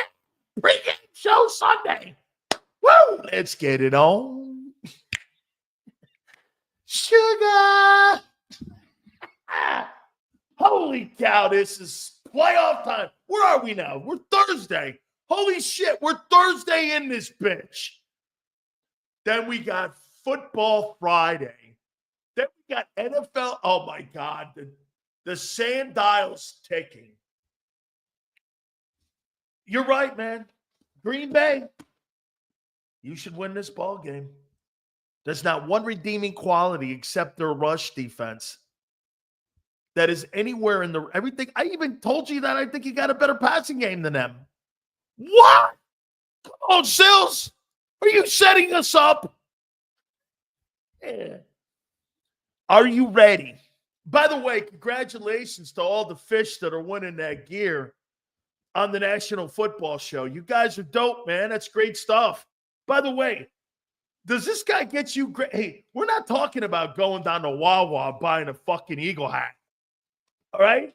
This guy's going down and getting you big gear. You know what he said to me, too? He goes, hey, Sills, you can't take any days off, man. I need your ass because I got to pay for all this fucking shit I'm giving away. All that being said, my boy, the man, the myth, the legend, fastest growing sportscaster in the country and in Philly, it is my guy, Big Z, Xander Krauss. What's going on, Big Sills? How you doing, Junior? What's going on here, man? What's that? You ain't buying shit at Wawa, bro. You're buying it at the big place. No, I'm not. We got good merch out here that we're giving to the great people of JAKIB Nation, and I'm happy to do it because, as I mentioned, they're great supporters. You missed me sing Marvin Gaye, though, to you, or whatever his name is. Marvin Gaye, yeah. Yeah. What about him? You sang it? I gave you a little "Let's Get It On." I'm not quite as good at it as you are, though. You got some good flow, Big Sills. Let's get it on. Come on, sugar. Anybody who doesn't like Marvin Gaye, man, has never had the hoochie coochie pie on Saturday nights in a dorm room. How you doing? Yeah, you said get him out of this show, right? That's what you were telling the people. How you feeling about yourself? We're now on Thursday. I know, man. Did you see the greatness of Hurts in the red jersey yesterday? Yeah, and he's back out there today, and the clips are coming up of him, and everybody's loving it. But you know, A.J. Brown, he's not at practice today, and he left yesterday early after 10 minutes. What's going on there? I don't think it's anything big, but they're probably just nursing it, you know, making sure he's all good for the playoff game. He's a player. I wouldn't worry about rust. That's pure talent right there. That's a specimen. So I don't worry about anything with that. As long as he's healthy and ready to go on Sunday, he'll be good to go. But still, I mean, I don't know. I try not to be a homer. I really do try not to be a homer. I do not see how the Packers can win this game unless we drop a stinker. I mean, unless our offense can't move the ball at all and our defense becomes pedestrian for a week, which they haven't been in a long time. I mean, they were, I guess, against the Commanders and they gave up all those touchdowns, but I don't see it. I just don't see the talent on the Green Bay team right now. I think losing Watson, even though he doesn't get a lot of targets, but he is the guy that allows them to spread the field. They don't have him. Yeah. By the way, the guy that torched us in week 1, Jaden Reed, he hit 150 yards or so in week 1. He did that all against Devontae Maddox. Now you got Cooper DeJean in there who's playing, you know, close to a Pro Bowl, all pro level slot. Like, I just don't think the Packers match up well. And the other thing is, you know, they're a running offense. We're a running offense. Saquon's better than Josh Jacobs, but that's not what I care about. Josh Jacobs is a between the tackles runner. He's not a versatile runner. He's not a catch the ball out of the backfield type of guy. I watched him at Bama for years. I love the player. He doesn't match up well versus the Philadelphia Eagles. The teams have not been able to run on our defensive line up the middle much at all this year. You know, go back to that Pittsburgh game. Najee Harris was a nobody in that game. You know, that's a similar type of guy where he's not a versatile running back. So unless Jordan Love is slinging that ball and hitting tight windows, I feel pretty good about the game. I really do. I like I said, I'm trying not to be a homer about it. I think the Eagles are they're going to out physical them, and they're going to out talent them at the end. And if Jalen doesn't drop a stinker, I do think this is one game where he doesn't have to be great. Manage the game, no turnovers, get the ball to your playmakers, let Saquon make plays, let that offensive line go to work. And I think you're going to come out ahead in this game. One of the things that you gave an overview of the Packers and what you saw this year. The problem with that is that every week is a different situational matchup. You don't know per position what the matchups are. And what I mean by that is, how many times have you seen teams roll into another team and you go, how the fuck does that team hang with them? It's because it's situational matchups that you have week to week. And that's why it's a bell curve type league where you don't know what you're getting on a week to week basis. Right. I will say this. They're an exceptionally coached football team. They're an exceptionally coached team, especially on the offensive side of the ball. They spread the ball around much better than anything Philadelphia has. But I also said this an hour ago. Hey, look, I believe Love's a better quarterback in the pocket and does a better job at spreading the ball around than what Hurts is. However, I think the passing game, I would be crazy to sit here and go, Sills, what would you take? Those two nobody wide receivers that the Packers have and Love? Or would you take A.J. Brown, Devontae Smith, and Hurts? I'm going to take the Eagle guys because as a unit, I think they're more talented. But my problem would come down to Jalen again is this. I don't think Jalen can be average. I think Jalen is going to have to put a good game up, and he's going to have to be above average. 150 yards and Barkley rushing for 160 is not going to get it done because you never know in a 60-minute ball game. Like I told you yesterday, the Packers want this game to be a fourth quarter game. Give me – how many games did I say this year? The Jags got a fourth quarter game. The Carolina Panthers. Yeah, you're right. Fourth quarter game. All those teams had a chance to get into it. Why? Because the Eagles were not proficient enough in the passing game to put those teams away. How does Carolina – explain it to me.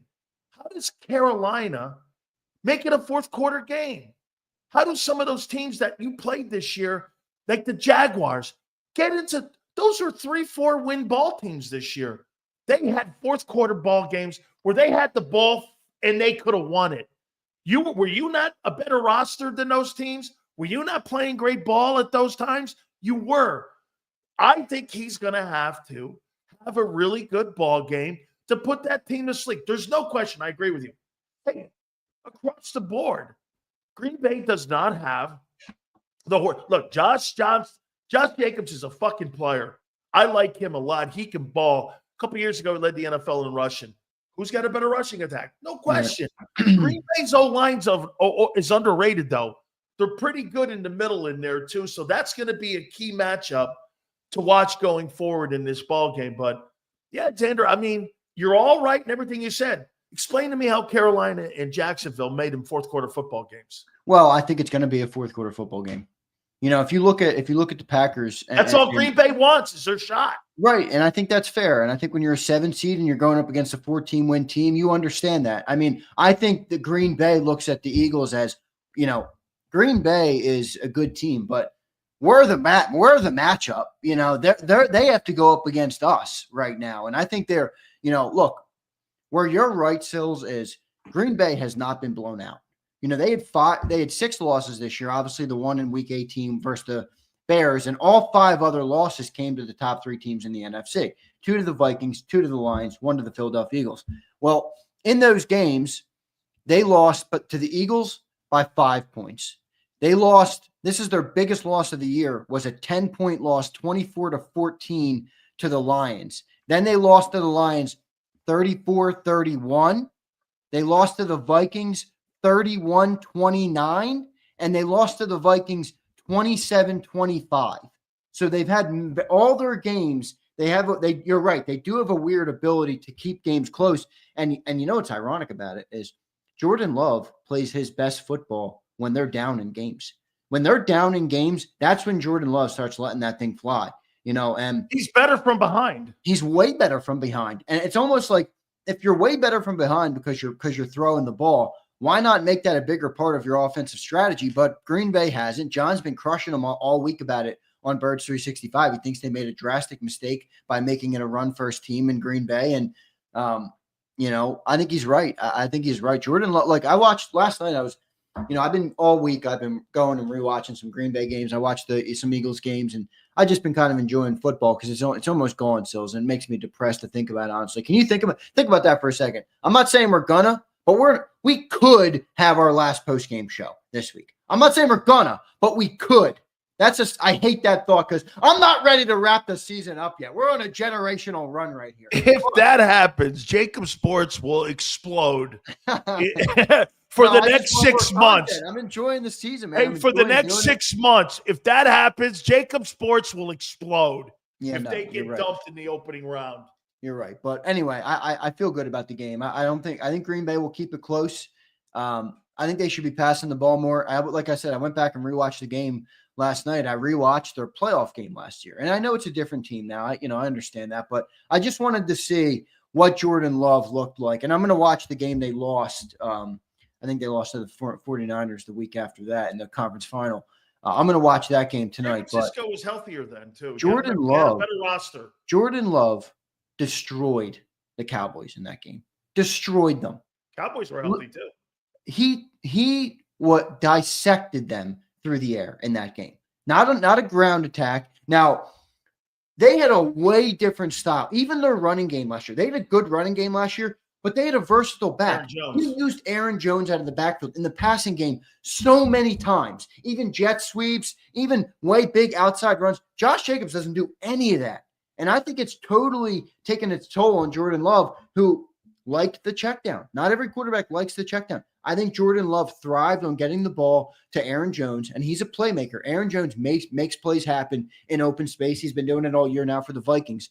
And I just think they're a way more one-dimensional offense right now. And unless those dudes, Romeo Dobbs and, Jaden Reed and Tucker Kraft, unless they step up with crazy games and Jordan Love's delivering that ball, I don't think they're going to have enough. It doesn't mean I think it's going to be a blowout. I'm not predicting a blowout in this game. It's playoff football, but I just think we're a better team, man. I think we have too much, for them to overcome.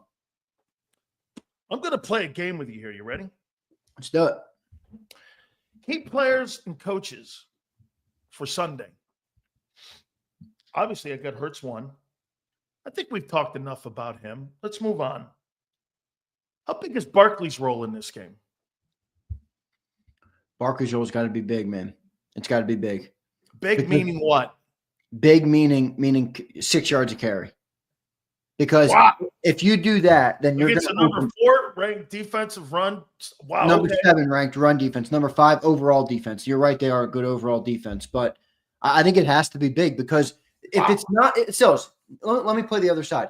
If it's not big, right? If Barkley doesn't have that type of impact, you're right. What's the Eagles' offensive game plan? Then you're going to go into a scenario that we haven't played since week 4 when we lost, by the way. And since you Pittsburgh. Go pass happy and you put the ball in Jalen's hands and you make him throw to win. That's not what you want to do. You want Jalen Hurts exploiting the passing game off of runs where the defense is stacking the box or the defense is putting another man in there to try and take Saquon out. You get single coverage with A.J. Brown, and you take that. You take that advantage all game. But if they're stopping the run and Jalen is not able to, or Jalen's going to have to win through the air, I think that's trouble territory for the Eagles. And that's not a knock on them. I just think it's not conducive to the style. It's the way they won this year. It's their identity. It's not the way they've won. It's not the way they've won. So I think Saquon's role is probably biggest on the team as it has been all year. Okay. How big a role will Goddard have in this game? Don't you want to test those linebackers out? Exactly. That's exactly what I was thinking. And Get the ball out of his hands quick, too, not having to sit back and take sacks. That's the other thing. Well, what you just said is exactly what I was thinking. And then I was also thinking key third downs, I like Goddard. I like Goddard in those situations. And in the playoffs, when you got to move the chains and you need to pick up a first down, I like Goddard. So I'm going to make a bold prediction on Goddard and say I think he's going to have a bigger role in this game than Devontae Smith will. Okay. I think Dallas Goedert's going to have a decently big role in this football game. And it's, it's time. He is such a good player. He's one of the players that I really can't understand, because I said in the offseason, and I got a lot of shit for it. I said, I think Dallas Goedert's overrated. And, people ripped into me, and I'm like, I didn't mean that from like a talent. Well, put it in context. I think he's actually a top talent at tight end in the league. One, he's always injured. Two, he's not in an offense that's utilizing his skill set. And it's really the injury thing. But those are the two main reasons that I think he's overrated. And maybe it's not that he's overrated. Maybe it's more just that he's not utilized properly here. And I think he's such a damn good player. He's tough to guard, man. You don't find tight ends often that can run like he can run, that can catch like he can catch, and can block. He's a good weapon to have, but we just don't use him enough. And I think we got to use him this game. I think we will. Goddard would have 1,400 yards a year in Kansas City. Well, they're a tight end heavy team. No doubt about that. Because Andy's a tight end heavy coach. Yeah. I think the two things in the passing game on Sunday that are going to be something for Green Bay to have to stop. Like you said, I think that third down pass and getting the ball out of his hand quick and no slants to AJ. If I'm Green Bay, I got to stop those slants, and I got to stop. Again, I don't want Goddard beating me on the seam against my linebackers, because I don't really think they're superstar players there. That's something for me. If I'm the defensive guy, Hafley, I want to make sure that those guys I don't know what's a more difficult play to stop in Philly, the tush push or the AJ slant. I've never seen a fucking guy cover that slant yet to this day since he put an Eagle uniform on. Yep. He gets in that slant and he runs that slant. His yards after a catch are insane stupid. That's how good he is. He is. He's an unbelievable player, man. They have to use AJ Brown. Like, okay, good. You're a run team in the regular season. Great. Saquon Barkley has 2,000 yards. We don't need to get working. No, fuck that bullshit. You have AJ Brown. AJ Brown is a top 3 receiver in the NFL. If you think we're going to march our way to a Super Bowl by him getting 3, 4, 5 targets a game, I think we're sadly mistaken. Get that guy going early and often. That will make life easier for Saquon. It'll make life easier for Jalen Hurts, and it'll make life easier for the entire offense, who needs a player of that caliber to contribute if you want to go to the Super Bowl. That we cannot have the same mindset or the same approach, even as a fan base, with this passing game in the playoffs. We have to get AJ Brown involved. We have a great team with great players. Get them involved. You're not going to win a Super Bowl not using a guy with that caliber of talent. Use them. I think they're going to, but I'm just saying, I think it's going to be important to use him this week, and I think it's going to keep Green Bay on their heels. It's good. If Sills, think about it. If the AJ slant's working, like you just said, what do you do? If you're Jeff Hafley, what do you do? What do you do? Because now the slant's working. Now it's opening up the passing game. I can no longer stack the box to stop Saquon Barkley. Saquon's going to get a big run eventually. It's only a matter of time. He's probably going to have a couple 15, 20-yard runs in there too. You know what that slant opens up? It opens up Devontae down the sidelines. I agree 100%. And I also think it opens up Dallas Goedert a little bit. I'd like to see more. Also, I don't want to see these long, I know Kellen, I don't know what he was trying to do. Maybe it was all part of a process to try and kind of stack things together and build a better offense. Well, now we're in the moment. Now you're in do or die. We don't need these long developing routes. Get Devontae Smith open 7 yards, 8 yards, 9 yards upfield. Get AJ Brown coming across the middle. Get Dallas Goedert in a spot where, look, we have Jalen Hurts. What's one of the most common things Jalen Hurts does in his game? He rolls to the right. Understand that. Play to it. Give him an outlet. Keep Dallas Goedert over there 5 to 8 yards deep over on the right side of the field. Run those routes. Be creative. Make it work for your quarterback. And I don't think Kellen's done a great job of that this year. And I'd like to see him do that in this game, because I think it's going to be important to do that. Number 4, I think that Carter and Davis have to be exceptional in this game. I agree. Stopping Josh Jacobs. Because if you get play action going, this is exactly what happened last year, even with Jones a little bit. when they had play action going in that playoff game against the Cowboys, they fucking destroyed Dallas. Dallas had 2 Pro Bowl corners. They ate them up, and it wasn't a ball game because LaFleur is an exceptional play caller. He spreads it around.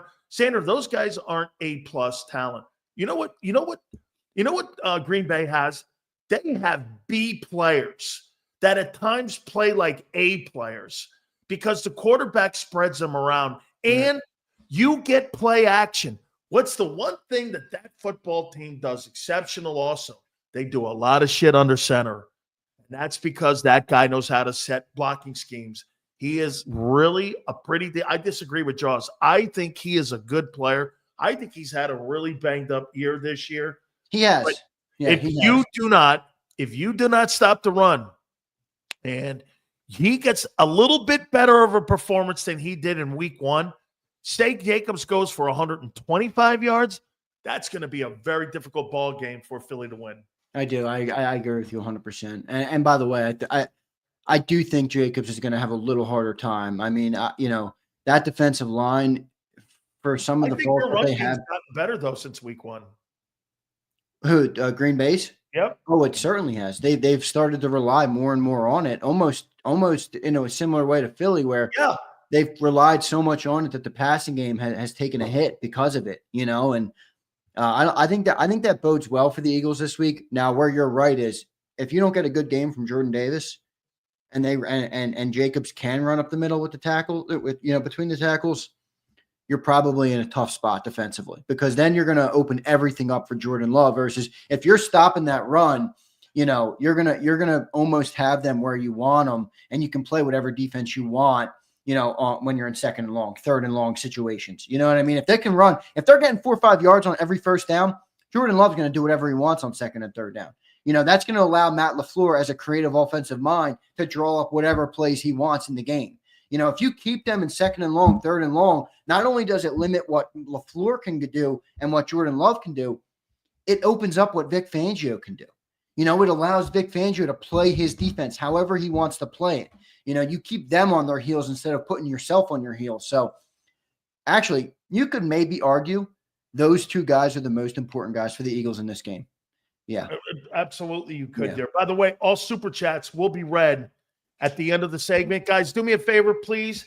Hit the like button. Number 5, Nolan Smith, Huff, Sweat have to create pressure. Brian, we'll get to you too, brother. They have to get sacks in this ball game. You know what? I'll tell you what I'll even say. You don't maybe have to get him on the ground, but you have to pressure him and move him around in the pocket. You can't let him get in rhythm and play in that zone. I heard Gary Cobb on with you. I'm going to disagree with G. Cobb. I don't believe Hafley's going to play any man. I don't think he's going to try to switch that up because. You mean Fangio? Yeah, I think he's going to. Wait, you mean Fangio? You said Hafley, right? Yeah, I mean, Cobb was saying Fangio is going to run man. I didn't agree either. No, I meant LaFleur against Vic. Yeah. That I don't believe Vic is going to play man. I think Vic's going to stay what's made him successful and not upset the apple cart. And I don't think he's going to mix. They played 2% man coverage all year. Why would you fucking come out of your school now and play 12%, 15% man coverage when you only play at 2%? Do you understand? Yeah. The Eagle corners played 2% man coverage all year. Yeah, and that's not what would they go into that game doing that? I agree 100% with you. I wasn't going to push back on G. Cobb. Obviously, he's an OG. I'm not going to say, but I agree. I don't see Fangio doing that. He hasn't done it all year. And by the way, if Fangio could play whatever defense he wanted, he wouldn't go to man. He likes zone defense. That's what he likes. So, I don't think they're going away from that. But I think to Gary's point, maybe wasn't articulated like he wanted it to be. But to his point, I think he was saying with Watson out, because they're no longer going to have that big deep threat, it kind of changes the way Fangio can approach defensively with it's a shorter field, so your zones can take up different. And if like, let's just say they're down 14, Packers are down 14. What are they doing? They got to throw the ball. Well, they don't have many options. It's Tucker Kraft, it's Jaden Reed, they got Romeo Doubs, they got Wicks, who's got drops out who gets drops like crazy. I think to Cobb's point, he was saying with no Watson out there, Now I can let's say Jaden Reed starts torching us. I can drop 2 guys on him, take him out of the game, and force Jordan Love to beat me in a different area. I think that's what he was trying to say, but you're right. They're not going to go no man coverage. But you know, and again, like I said, I'm not going to sit there and speak for Gary. He's on with us all the time. We love him to death here at JAKIB. But he's awesome. I'll say this. I'll say this to you. What I think he meant was, I think he wants to shrink the zone. Like I think he wants to shrink the zone. Like, you know, instead of keeping it 2 deep high and dropping them back, I think he wants to, maybe what he meant was shrink the zone down a little bit and give him shorter windows to throw into. Yeah, and almost dare him to beat you over the top, that's what I think. When I heard Gary talking, I think he meant that. Yeah, I think you're right. On the man there a little bit. I think you're right. Yep. All right. I said that the safeties, Reed Blankenship and CJ, have to play great. And I mean by this, they have to be short tacklers. They have to be playmakers back there, because that is the key to the middle of the zone. Those guys have to play well. And again, if the linebackers are playing well, the safeties are going to play well. It all goes hand in hand. Look at the heart of the defense, Xander. The run defense, 2 inside backers, and your 2 safeties. That heart lifeline in the middle of the defense, they have to have a big game. Because why? Then you can cut the zone in half. If you can cut the zone in half, you're shortening up the windows for Love to have to make a decision in his progression. Right. If it's fucking wide open like that, and you've got those zones open, he's got a full field to see. You want the beginning, you want the heart of your defense to make it difficult, pre-snap reads, all that shit. And that starts with the safeties. I think the safeties have to play exceptionally well in this game against the Green Bay Packers, because one thing they do great, again, they spread the ball around. 6 different guys with 30 or more catches. I mean, they get it around. They may not be household names, but they move the ball around. Yeah, no, you're right. I agree 100%. And actually, I'll go as further and say the safeties are big on the other side of the field too for Green Bay, right? That's their playmaker back there, Xavier McKinney. People might not be ready to admit this, but he does have Jalen Hurts' number a little bit. He picked him off in week 1. He had some picks on him when he was in New York with the Giants, played with him at University of Alabama. They know each other well, you know, and when players know other players' tendencies, it can be good and bad, right? You know, sometimes it can cause you to get beat, but at other times it can also give you a play. And Xavier McKinney's been a pick merchant this year. He's got 8 interceptions on the year, one of the best safeties in the league this year. So similar to what you just said about the Eagles safeties, in a different way, I think Green Bay safeties are going to be a big thing too. But you're right. I mean, it kind of goes back to, again, the Cobb point of safeties are going to be big because they can keep stuff in front of them, right? Without the deep threat of Watson. And it's going to allow, I think it's going to, don't you think that the way Green Bay is going to have to play offensively in this game, don't you think it kind of bodes well for what the Eagles defense does well, where you don't give them, they're not going to have huge opportunity to go over the top. If they do, it will be marginal or limited at best. You can keep the zone in front of you. You know, you can keep short and intermediate routes are going to be prominent all over the field. And I think it kind of gives Vic Fangio a chance to capitalize and create some, maybe even create some turnovers. But the one thing about Jordan Love is, you know, you brought up getting some pressure. And obviously pressure is the great equalizer versus any quarterback, you know, so that goes without saying. But Jordan Love also has a weird ability he throws really well when he moves out of the pocket. Like when Jalen moves out of the pocket, Jalen's looking to run or throw the ball out of play, basically. When Jordan Love moves in the pocket, he moves and looks to reset his feet and get the ball downfield. And he's actually really good at it. You know, he's got a big arm, he can throw the ball really freaking hard, you know, 60 plus miles an hour if he needs to. And he's got better footwork than Jalen. Way better. That's he's not a runner. He's an athlete. He's not a runner. No, right? he understands how to set he moves in the pocket to move the ball, to throw the ball downfield. So, you know, we got to be careful of that. If you're going to get pressure and move them, that's great, but make sure you're holding those coverages on the back end. And that's where I think the safeties, to your point, are going to have a big role in this game. If you want to put another tape on and you want to go and you want to make a comparison, Green Bay moves the ball around the same way Kansas City moves the ball around. Now, Kansas City has added a new dynamic this year with Xavier Worthy because they're trying to make you have to respect the deep pass. But quite frankly, Mahomes is not a deep passer. He's never been. Brady was never a deep passer. Yeah. It's always been an intermediate passing game and the short dump offs. That's what Green Bay does. And why does that come out to be like that? Well, where did he learn all this from? He learned all this from Kyle Shanahan when he learned how that was all, when he was on that coaching staff in Washington. Who did Kyle Shanahan back in the day work for? Worked for Mike. Mike worked for Holmgren. All goes to Andy Reid. It's these guys in this tree that you have to understand the philosophical way that they approach the game and what they're trying to do. LaFleur's not a deep throw. That's why when you Watson was the Xavier Worthy on that team. Okay, he was the guy that made you have to think they're going to go deep down the field. Right. But like Wayne Larrivee said the other day, he's just not been healthy enough for them to do that.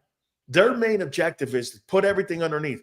Why is it right now? I mean, look, Andy Reid, Mike Holmgren, Andy Reid, and all the way the tight end is going to be an essential part in this game for the Packers.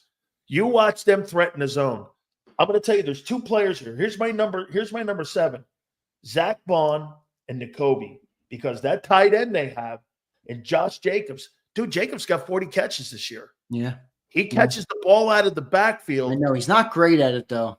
He's not but still, they go to him. He's got good hands. Yeah, he's not versatile and shifty. He's got 1,800 yards in total offense this year. He's not fucking nothing out of that. I mean, you're right. That's not nothing, man. 1,800 yards is no. And I think Bond is going to have to be a short tackler on him in the run game and also in the pass game. And you're going to have Xander. I'm telling you, they're going to attack the middle of that zone with Jacobs and that tight end, and they're going to see if they can cover it.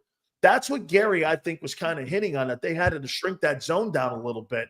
It's going to be imperative that those wide receivers in Green Bay catch the ball and are going to be able to make plays, because what I would do if I was Vic, I would shrink that down and make those targets inside the Jacobs and the tight end even harder. Yeah, I agree. Down to Bond and Nakobe Dean playing. Yep, I agree. Here, I without a doubt, Kellen and Vic, in my opinion, have to call great games. They have to call clean games. And I think Vic I'm less worried about Vic because here's one thing that I see. Right? Let me give you one thing that I see with him as an overall. And I had a conversation last night with Dave Wannstedt. We'll get him on again. Remember what Dave said at the beginning of the year? It's never going to be scheme that's going to stop. It's going to be the players. Vic's going to put the scheme in. It's going to work. Sure enough, everything Dave said was nails on with Fangio. But you know what he said? And Nick even said it the other day about Vic Fangio. Vic Fangio has a great fucking feel for the game and situational play calling, putting plays in, when to blitz, when not to blitz, when to play a little tighter on the ball, when to put those guys maybe in a man or bring pressure, slide the defense, move the front, play a 5. He's got a really great knack. I don't really believe that Kellen has a great feel. You know what I think Kellen has? I think he has a great knowledge of the offense in what he sees the team's ability is, which means this. He sees it and why it looks, don't you agree? There's more of a fluid look to the defense. When you look at the offense and how he calls it, it's either here or here. It's not all here. And so, but when you watch the defense, it's all here, and it just looks smoother when they blitz, when they play man, when they go off the ball more, when they tighten up. He has more of the players in the right positions. Kellen does it like this. Well, fuck it. If we can't pass the ball, we're going to run it this week. Right. We're going to continue to run it. It just looks a little more, like I said, hoppier on offense than on defense. I agree 100%. And you know what it actually brings me back to, Sills, is one of your first takes on the hiring of Kellen Moore. You said when we hired him, he's never coached a quarterback like this. You know, and I think maybe that's part of the reason where it doesn't look as fluid. I don't know if I think he's still learning it. He's still figuring out how to get Jalen in rhythm. He's still figuring out what plays to run when you have a 3rd and long situation with a quarterback like Jalen Hurts. I think that's part of what you're seeing with the offense. And again, credit to you. I mean, you talked about that the day he was hired. The news broke he was hired, and that's the first thing you said. Well, he coaches passers. He's a passing coach. What's he going to be able to do with Jalen? And I think it was a good take by you, and I think that shows. I think it's going to be that's why this game, and I said it at the start of the segment, and you just hit on it again. Kellen's going to be in the sight this game, man. This is a Kellen Moore game. I told you, I was talking to my Cowboy buddy, and he's like, Kellen Moore didn't call good games in our playoff games. Now, Dak had some bad plays, and Dak threw some interceptions and stuff, but Dak panics. Dak does panic. I mean, you watched that. Good gracious. That game last year when they didn't have Kellen Moore was the ugliest playoff performance I've ever seen. I mean, he had 2 picks in the first half. They were down 21-0. I mean, good God. Cowboys, you can it just cracks me up, man. You really can. Death, taxes, the Cowboys choking in the playoffs. I mean, it's as good as gold, baby. It comes every year, but no, you're right. You're right. It's a Kellen Moore game, and he's got to have a big game. He's got to understand the moment, and I think he will. But I'm hoping to something you always say. You're hoping. I haven't seen it yet, so I'm not going to act like he's going to do it. And I think that's where you're probably right about Kellen. I'm hoping that he calls a good game here and he knows what to do if shit hits the fan. A play caller has like a blueprint to his DNA, and it doesn't change. Right. Okay. He's kind of wobbled it this year because you know what he did? But you know how he wobbled it? It's what I said. He compartmentalized it. Run, pass, run, pass, run, pass. Where Vic is like, let me look at the personnel here. And Vic is like a guy who puts a magic potion together or a stew together or a soup using all the great ingredients to come out. Kellen can't put a great ingredient together to make a great soup because, it just doesn't look like he's a cook or he's a chef. He's more of a guy that compartmentalizes. Well, Saquon's having a great year, so we're going to fucking ride this horse to the fucking pony. We're going to ride this guy as much as possible. That's not what Vic does. And that's why when you look at the defense, you go, name me one guy on that football team on defense is in the top 5 of any position in the league. Jalen Carter? Right. Name me another guy. You want to go Zach Bond? A lot of people around the league wouldn't, but I would. Okay, who else? Who's a top 5 guy at any other position? I could do this on offense. Jordan Mailata, Landon Dickerson, Cam Jurgens, Lane Johnson, Saquon Barkley, A.J. Brown. Shit, you can make the comment that maybe Devontae is a top 10 guy. You can make the comment that the tight end, when healthy, is a top 5 guy. On defense, you don't have one fucking player on that side of the ball. If you want to go Bond, fine. I'll go Carter, too. I'll go Carter. That's one of the 5 players that you would go top 5 players in the sport. What about Carter? Oh, yeah, put a Carter in there. Yeah, I'll put Carter in there, top 5. Okay, you got one guy over there. But what he's done is, wait a minute, though. What he's done, it's not a rip. I see what you're saying. He's made an entire unit number 1. He is extracting the most out of his talent. Absolutely. This is what you're going for. Yes. I see what you're saying. No, there's no doubt. I mean, they're spending how much money on the offense? That's why we debated about this a couple weeks ago. Everybody in the chat was ripping me for this. Well, not everybody, but a couple people were. They were like, you're wrong about Kellen. It's Jalen. And I'm like, well, I still don't think Kellen's doing a good job. He's got so much damn talent on that offense. He's not pulling enough out of it. And you look at Vic, he's given a couple rookies, a couple project players and Zach Bond, a couple guys who haven't proven shit in their second and third year, and Nolan Smith and Nakobe Dean, an undrafted guy in Reed Blankenship, a 34-year-old corner, and Darius Slay, and he's made the number 1 defense in the NFL.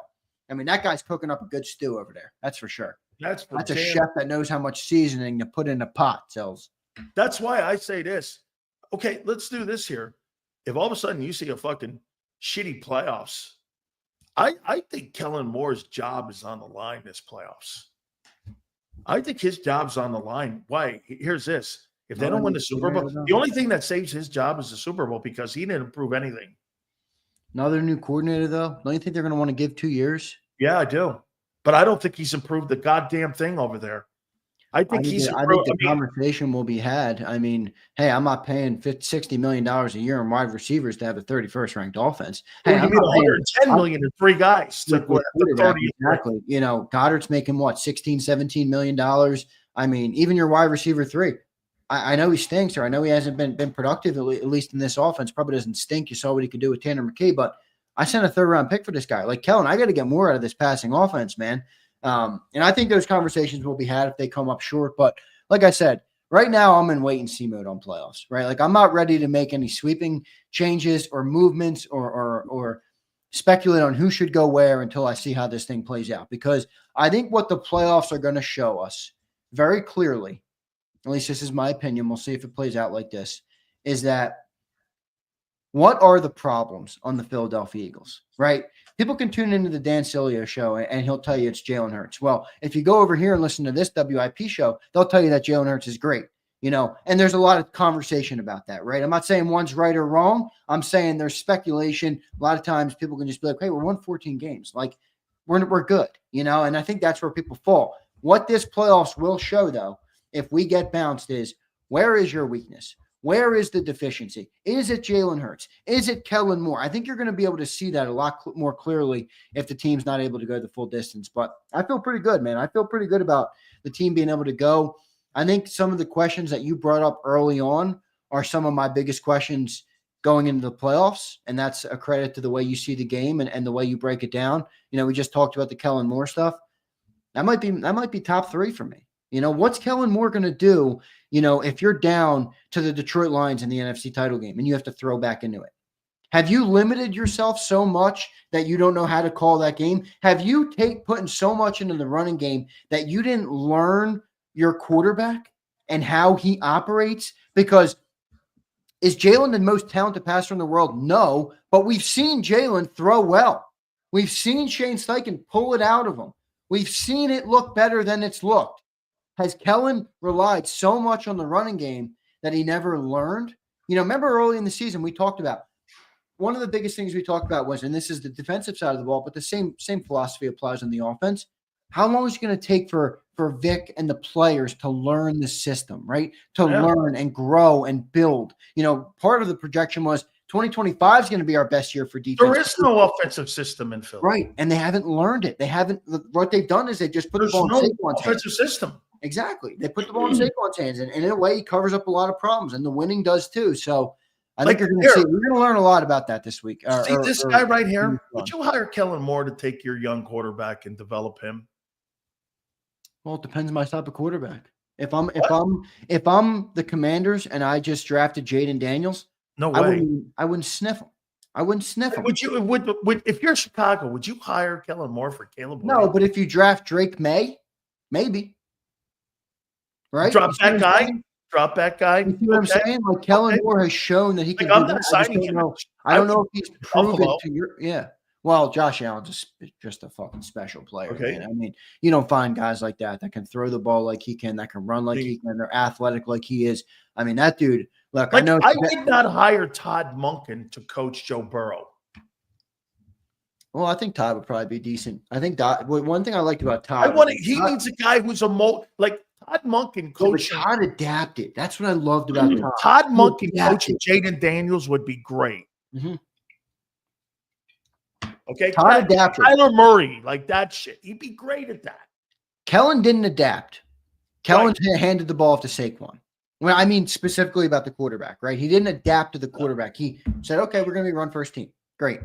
When you have a top 2 O-line and the best running back in football, it works. If it doesn't work in the playoffs, I think you're clearly going to be able to see the problem. But we'll see, man. It's going to be it's an exciting time of the year, Big Sills. Let's do these supers. We got our boy Farzetta at the bottom of the hour. Clifton, thank you, bro. A lot of supers from you today, man. Thank you, bro. I appreciate that. Clifton says, Love has not been impressive this year. He had the best numbers for high percentage passes. Green Bay route combination is what is amazing. The wide receivers are schemed open very well, and that's all their head coach. That's correct. Yes, that's their head coach. And he was in charge of that with Los Angeles, with the Rams. Yep. And if I'm not mistaken, I think he was in Los Angeles when Kupp broke that fucking record when he got all those yards and receptions. If I'm not mistaken, maybe I'm wrong on that. It might be wrong, but he was there in LA at the time when they were building that offense with Sean McVay. As a matter of fact, I think he was in Green Bay at the time because he was with Aaron Rodgers. Yeah, he was with Rodgers. Let me tell you, man, he's a really good play calling guy, man. He's really good. He's a really good coach. I think he's actually underrated. He is. I mean, listen, when you go, can I tell you one thing I have a problem with him? I think he gets a little conservative. He does. he gets a little conservative. Right. He's got a little Andy Reid Philly in him, where he's a little conservative in his play calling with 2 minutes into the half. And when his at the end of the ball game, I think he gets conservative. That one year they had Aaron Rodgers up there. They were playing, I think, in the NFC title game, and they never got the ball back. They went, they didn't go for it on fourth down. They were down in their red zone, and they didn't go for it. It's become a big competitive advantage in the NFL to be aggressive at the right times. I mean, look at Dan Campbell, and that's what I didn't like about Sirianni. And I'll fully admit that I'm a bit hypocritical here because I criticized Nick for some of his play calling in when you were being aggressive, right, in some of those spots. But I think to Dan Campbell's credit, he has stuck to his guns so much about it that he swung the pendulum back to this is such an advantage for me and for my team that I can make the most out of this versus Nick. He kind of heard some of the noise and got a little bit more conservative. I'd almost wish Nick said, fuck you, Xander Krauss. I don't give a fuck what you say about me. I'm going to be aggressive. I think that mindset would bode better. And to your point about LaFleur, you're right. He's conservative at times, and I think that can come back to haunt you, especially when you're going up against teams in the NFC like the Eagles and the Lions and the Vikings and teams like that. But the thing I love most about LaFleur, or where I think he's underrated, is, dude, you won't find many coaches that lose a Hall of Fame quarterback and go on to the playoffs with a first-year starter and win a playoff game in the way that they did. You just won't find that much. And then he has another 11-win season. Another 11-win season for him. I mean, I know they're not I know they have their issues, and I know they're not the greatest team, and they finished third in their division. But I think LaFleur is a damn good coach. And Clifton, by the way, great point by you, man. Clifton again says, Green Bay has been playing a lot of too high after Zaire went down, and he's been exploited in the run by the Bears the past week. Yeah, you're right. You're right. Remember something, Clifton. That's an interdivision game. They're going to know one another in personnel. And remember something: the difference between divisional games and regular games when you have them on your schedule. What's the one thing that you do in your division to your opponent? You draft and you sign to the players and the teams in your division. Which that's why those games are always tight and there are always upsets in those because why do you think Marcus Latimer, why do you think he was traded for by the Commanders from New Orleans? To stop AJ.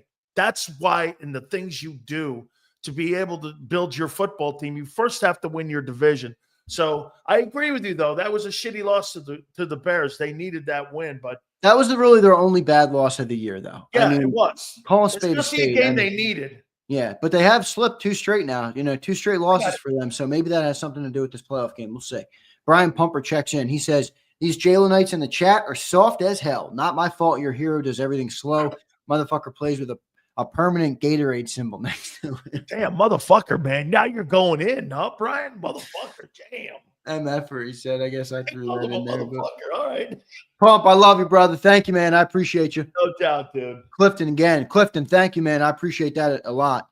Stopping the Green Bay tight end and 12-man sets is key. Yeah, they have 2 good. What's that second tight end's name? Shit, I'm blanking on his name.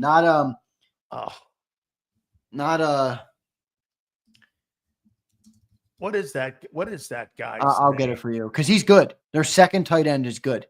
Not Tucker Kraft. Luke Musgrave. That's it. Yeah, Luke Musgrave. He can play. He can move the sticks. Musgrave. That's it. Yep. Thank you. In the chat. That guy, I think he played, if I'm not mistaken, I think he played at Pac-12 somewhere like in the Oregon or Oregon State or something like that. Yeah. I remember him in college. Good player. Yeah. And Jordan Love likes him, so he'll get him the ball. They got 2. They could go to a lot of 2 tight end sets, especially without Watson. So that'll be interesting to watch. Good stuff there. Thanks, everybody in the chat. A couple more here. Brian, again. Pump, thanks, man.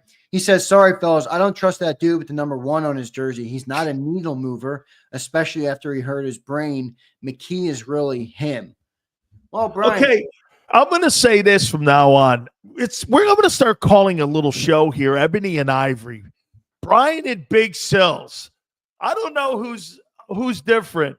The Jalenites, he can't stand Hurts. I can't stand that style of Hurts. From now on, Brian, Ebony and Ivy. Ebony and Ivory live together in perfect harmony. There you go, bro. Pump, thank you, man. Josh Pump. Herman checks in. Josh, thank you, bro. Josh says, been watching some Baker tape. He reminds me a little bit of Brett Favre in the sense of when he makes a decision, he lets it rip, no questions asked. Well, that is certainly the truth. Kelsey took my take from yesterday. He did. He took your take. I think that Buck team is a sleeper team, dude. I really do. I think the Bucks have the components and the coaching too. I don't know, man. I mean, I like that Buck team. I'm going to be – they're going to have to play every game on the road, and I don't know if they can do it. But, boy, I'll tell you, I wouldn't want to see that team in the first round because they can fucking get the ball down the field and they can run it now. How do you feel about this playoff game? You don't have to give a pick. You don't have to give a prediction. Just general matchup, Eagles versus Packers. If you were talking sports in San Francisco right now, what would you say about these two teams matching up? Who's got the advantage? Like, what do you see from a macro perspective? I think I think the two guys going against one another, Matt LaFleur and Vic Fangio, is going to be very interesting to watch. I want to see if Jordan Love ups his game like he did a year ago in the playoffs against the Cowboys, and he plays like he did last year. Because if he does, boy, that's going to raise his stock and how I see him. That, he kind of went through a tough season this year, and if he can elevate his game and make that game a fourth quarter game, and you're going like this, holy shit, he put Vic on his heels. That's something to keep an eye on there for me.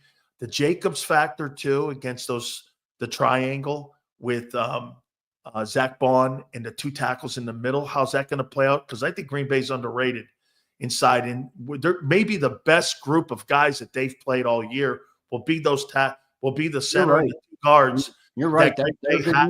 Yeah. Okay. I think that's going to be the best that they've played as a group inside there. So I think this game's going to be pretty close. I think, you know what? Would it shock me if the Eagles pulled away late with talent and they say 1 by 8 or something like that? No. But would it shock me if it came down to a kick? No.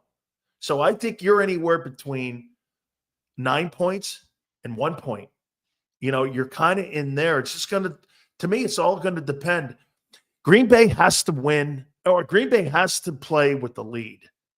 They have to keep something where they're better from behind, but I know what you're saying. I know, but they have to have the lead in this game. They can't do that because why? Man, the Eagles could get the ball with 9 minutes left and run the clock out. I know. It's true. They did that before already. They've done that. They did that versus Steelers. The one thing I'm going to disagree with you on, Sills, in this game, and I'm going to disagree with Pumper as well here. I truly believe this.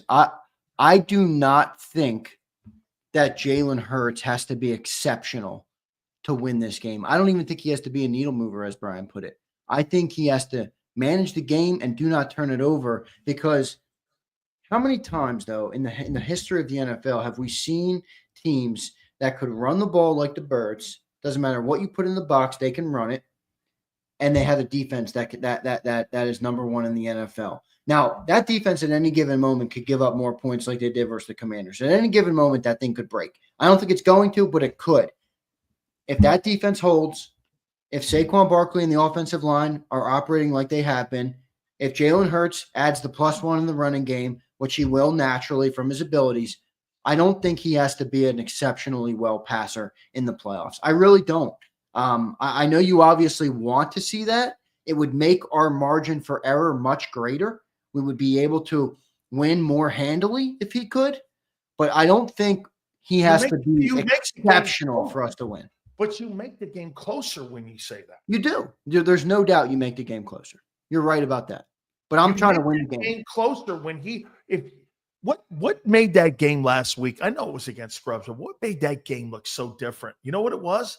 There was no margin where you thought anything could. True. And then look, I know the Giants blow, but I mean, it just looked different here and here. This is what hurts. Yeah, passing games are different. That's why every owner in the NFL. That's why I thought Kellen looked better as a play caller last week. Yeah, but that's why every owner, including our owner in Philadelphia, covets a passing game. You're right. It's a more It's a wider margin for error. This is John McMullen. This right here, what you just said, is basically John McMullen's entire philosophy about football, is improving your margin of error. And he knows that the passing game does that the best. That was his whole take on resting Saquon. What improves your margin for error?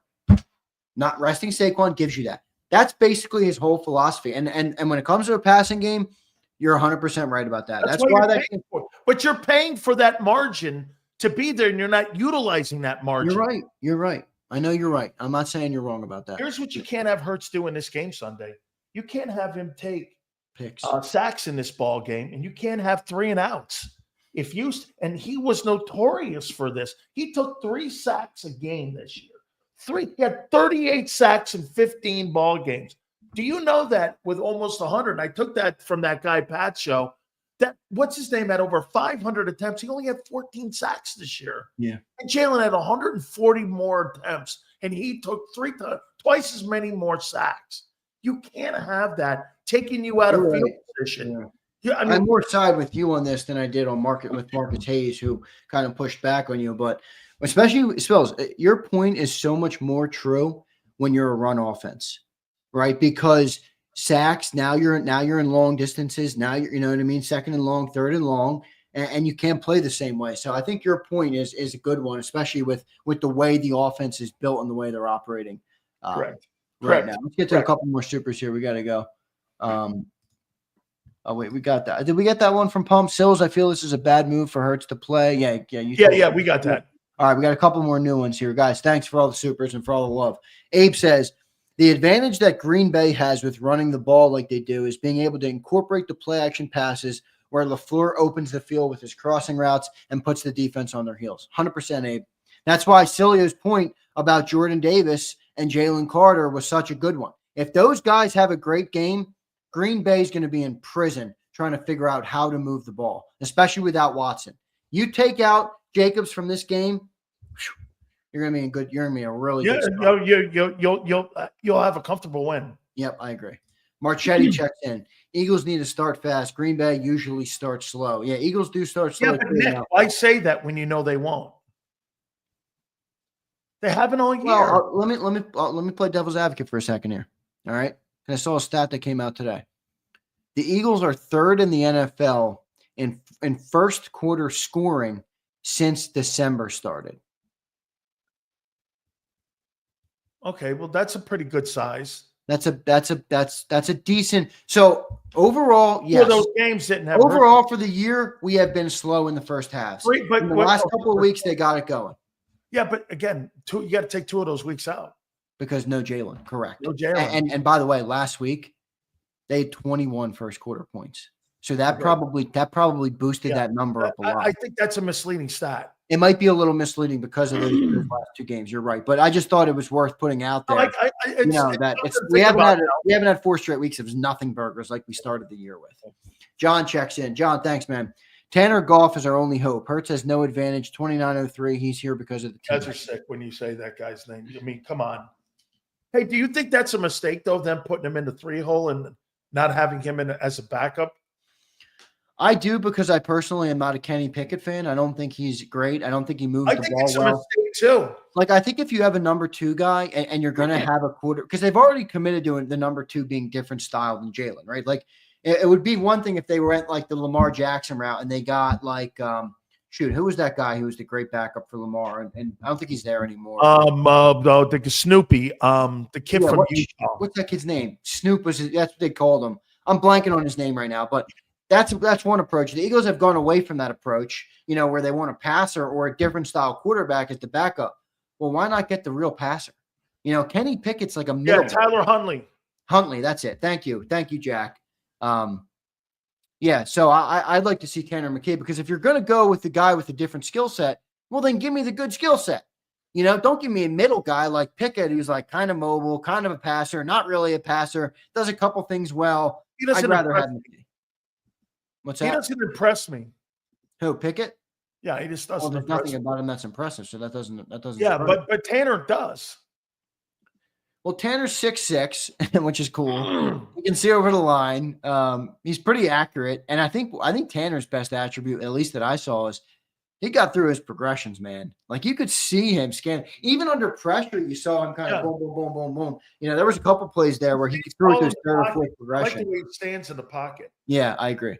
Lord's Grace says the Eagles are going to use the strategy they've been using all season, which is hold the ball, which is why Jalen Hurts will only go for 140. Lord's Grace. I don't know about that. We'll see, though. Lord's Grace again says they're also going to be conservative on how they run. Jalen Hurts will start panicking if he gets hurt.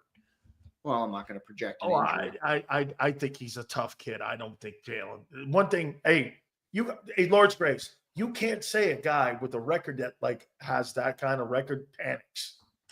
That's not something that goes. I mean, panic is not a conversation when it comes to Hurts. Inability to be in the pocket, rolling, taking sacks, all that shit. That's fair.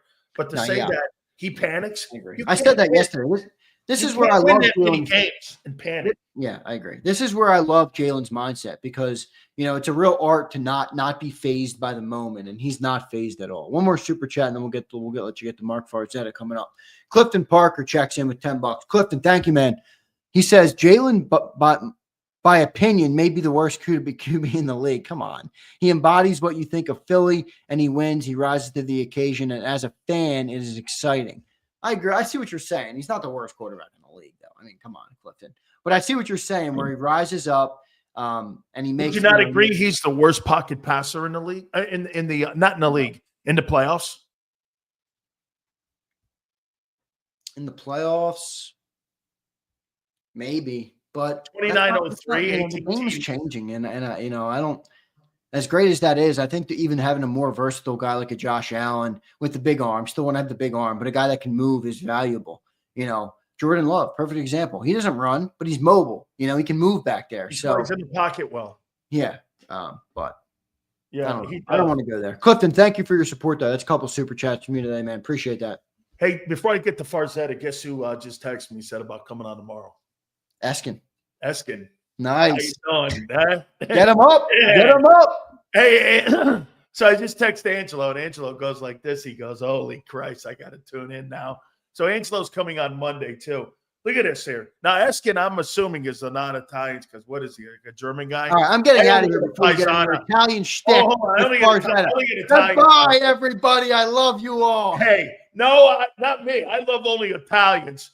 Okay? Hey, are you talking? We have 3 family members here.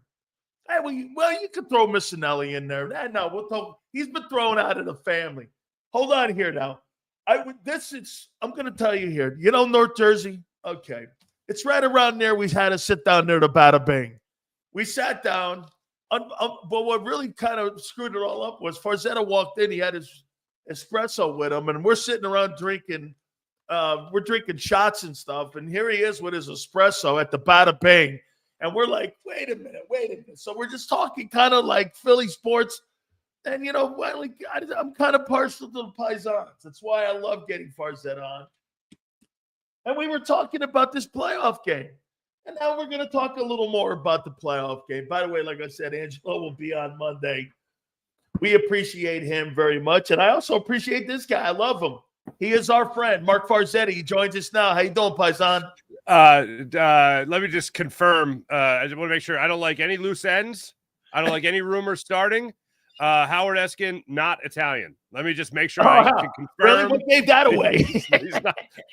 He once argued with me when I was making the 7 Fishes and stuff when I was his producer way back in the day.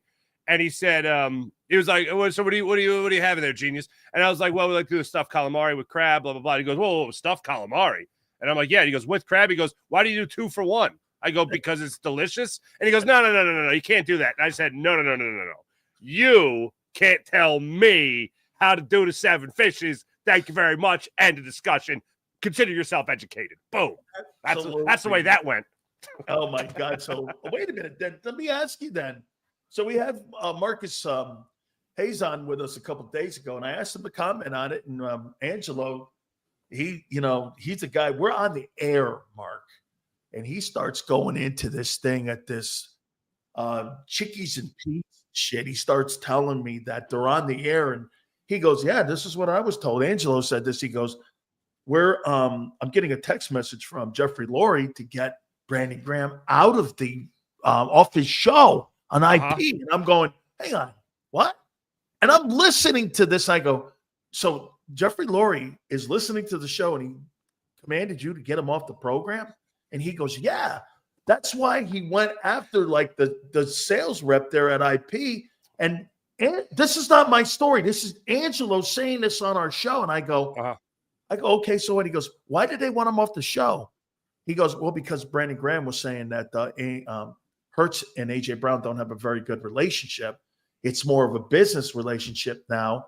And it's not where it was a couple of years. And he get him off that. And I'm going like, wow.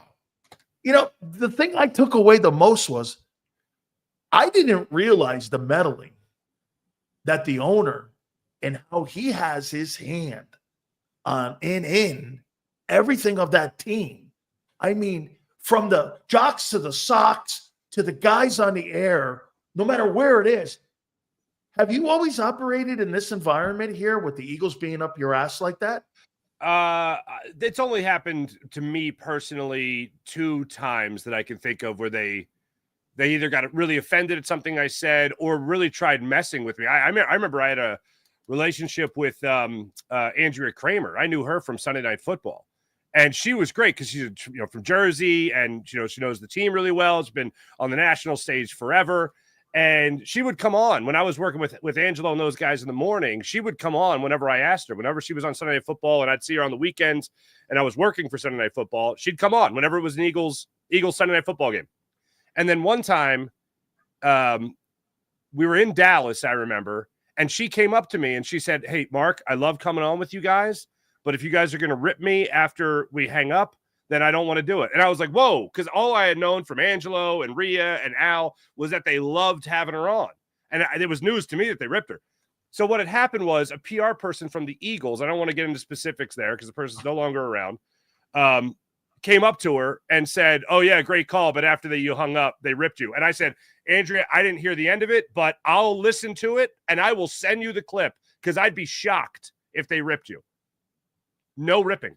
No, nothing in jest, nothing that would be construed as even sarcastic, that was negative towards her. So they were just trying to stir the pot with us. Yeah. And I thought that was our job. But that was one time. But as far as that Eskin story went, here's the things that don't shock me. It doesn't shock me that he would get a text. It doesn't shock me at all that he'd get a text or whatever from Jeffrey Lurie or either somebody high up in the Eagles office. It doesn't shock me that he would yell at anybody. It would shock me that he would ever grab someone. So that's the part of the story I went, I don't know if that's exactly how, and I wasn't there, but I'm just saying of reading the story, knowing the people involved, being around them for 13 plus years, the only thing that comes out to me that seems like, I don't know if that's how it went down was the grabbing part. Everything else, the yelling, the text message, get him off the air, whatever, all that stuff adds up to me. And again, I wasn't there, but the only thing that made me go, I don't know about that was the grabbing issue of it. I don't doubt there was a tap or a touch of some or contact of some sort, but grabbing, I think, paints a. Angelo said it was more of a sense of urgency. He was trying to get her like attention that the owner wanted him to get off the air because of what he was saying. Yeah. And then all of a sudden, and then my point was to him, I went like this, Mark, I go, so then why would WIP, after they took that whole shit in the face from the Phillies situation, right, why would they just turn around and run them over twice? I think it was a last straw type of thing. Okay. I think it was, you're already on thin ice. It's breaking. Yeah. I don't know if it was Sealski. He was probably on probation from that thing. Yeah. I mean, either way, you're still in the shadow of it. So best possible behavior. And unfortunately, that's not the way it played out. And I got along with Howard when I was there. Like I said, I was his producer for a year and a half. I would see him occasionally ever since I left WIP. It was all pleasant. I've been on the receiving end of yelling from Howard as a producer. But I've never, in all my years around him, I've never seen him physically, angrily grab anyone. So yelling, I've seen. The physical stuff, I've never seen. Do you believe the story that AJ and Hurts now have a?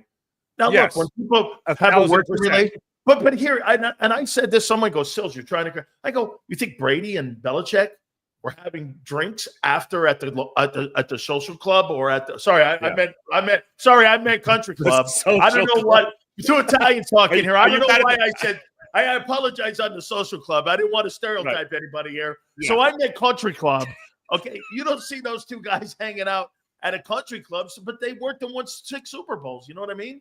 Yeah, here, look, I just watched, and I'm way late to the party on this, but I just watched a little while ago, the Two Bills. The story was the story of the Two Bills, the 30 for 30 on Parcell. Yeah, it's fantastic. And what I got from that is those are two guys that respected one another. They in the episode or in the show, they even talk about a love for one another. But these are two guys that didn't hate one another at all, but they still didn't talk for like 5-6 years. It wasn't angry. It wasn't like, oh, I really hate that guy, and that's why they're not talking. They just didn't have that kind of a relationship. But if they were in the same room, if they sat down, or they later played a round of golf, they'd have a good time. That's a working relationship. That's fine. The only relationship I give a damn about is the relationship that makes them better together on the football field. And I know that's not sexy, and in Nick Sirianni's words, that's boring, whatever. But for me, what makes me curious, just curious, is, wait, why? Because I thought you guys were boys.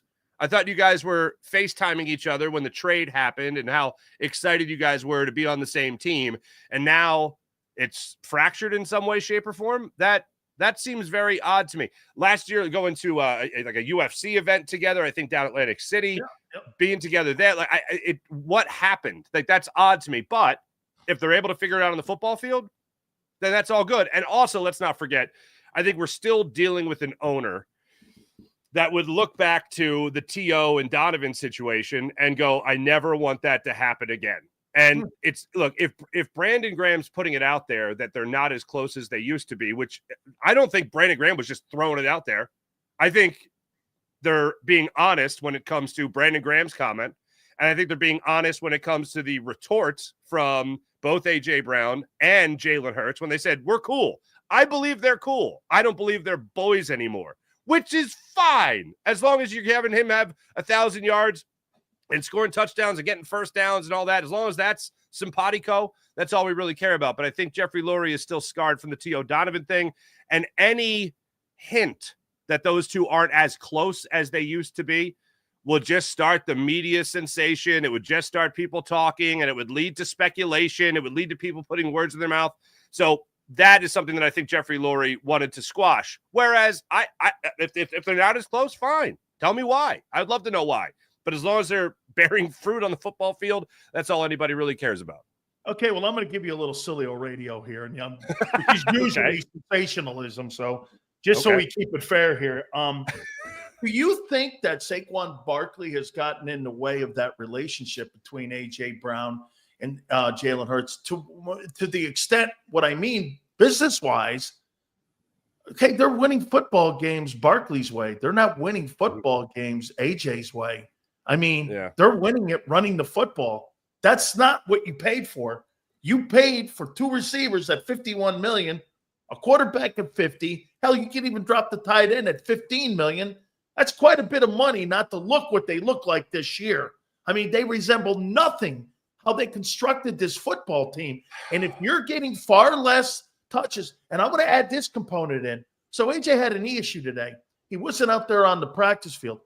I say that this style of play reminds him a little bit of what he did in Tennessee when he was blocking downfield for Derrick Henry. He doesn't want to go back to 65 catches blocking downfield. He wants to win games his way. Now, am I seeing it through a crazy kaleidoscope here? Or do you see some context to that, hey, AJ wants to win ball games, but he wants to do it AJ's way.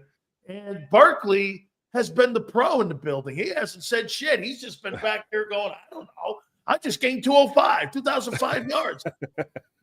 Can you see it that way at all? Yeah. I could certainly see why you would think that. I've thought it myself throughout the season because wide receivers want to do everything they can to help the team win. If that is true, then both Devontae Smith and A.J. Brown are doing a phenomenal job for the most part of covering it up because they're going out of their way. Like a lot of times, like I do a segment on my show where I talk about like, well, what's he gonna say, you know? And if you go overboard, I tend to believe you more. if you say the coach speak of, hey, if A.J. Brown, after the Ravens game, for instance, came out and said, well, he's playing like the best back in the league, and, you got to do whatever it takes to win, and then just cut it off as that, I'd look at him and be like, I don't believe you. But if he's telling you about how he's literally going up to Saquon Barkley in the fourth quarter and be like, time to take the cape out, time to put your cape on, time to come out here and feed Superman, and Devontae Smith is saying the same thing, I'm like, well, these guys are loving it because they're winning. And yes, you want to get yours, you want to get your touches, and you want to get your catches and your touchdowns and your yards and your incentives and all that. But you also want to win a Super Bowl. And when the Eagles signed Saquon Barkley, again, it's one of those things I just stared at my phone like a confused dog, like with my head sideways, that I couldn't believe they actually signed a running back of this caliber. I knew he was going to become the star of the show because you were putting one of the best running backs in the NFL behind one of the best offensive lines, if not the best offensive line in football. The only question was whether or not Cam Jurgens was going to be like another Jason Kelce. And here he is 1 year into it, a Pro Bowler. And it was exactly that. It was the most dominant force in the NFL. You're not going to just spread the ball around for the sake of spreading the ball around. When it's crunch time, you give the ball to Superman, like A.J. Brown said, like Devontae Smith said, and you let Superman be the star of the show. And they got a couple of Batmans out there, and that's no reference. I mean that totally separate from the skinny Batman, fat Batman, swole Batman, whatever. You got Superman in the backfield. Give him the football and let him do his thing. And that's been the star of the show for the Eagles this year. And AJ's still gotten his.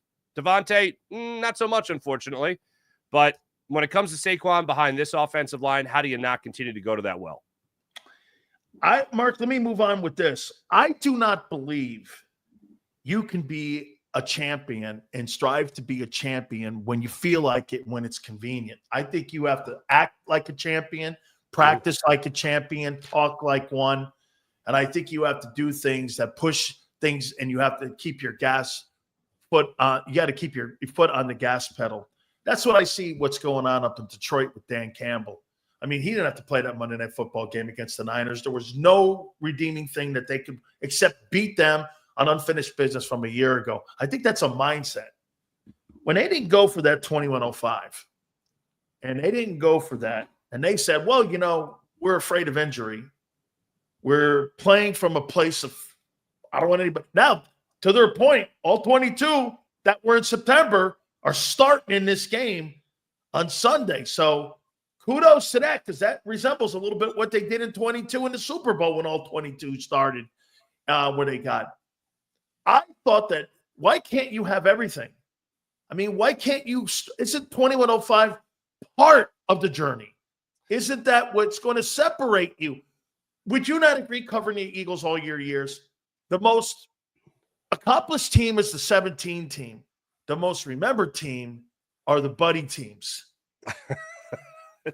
You can still easily say they're the most beloved teams, those Buddy Ryan teams. That 2105 wouldn't, if you put a Super Bowl on that, doesn't that put you in a different room? Absolutely. If you win the Super Bowl and you have the all-time leading rusher of all time, doesn't that make that the greatest Eagle team of all time?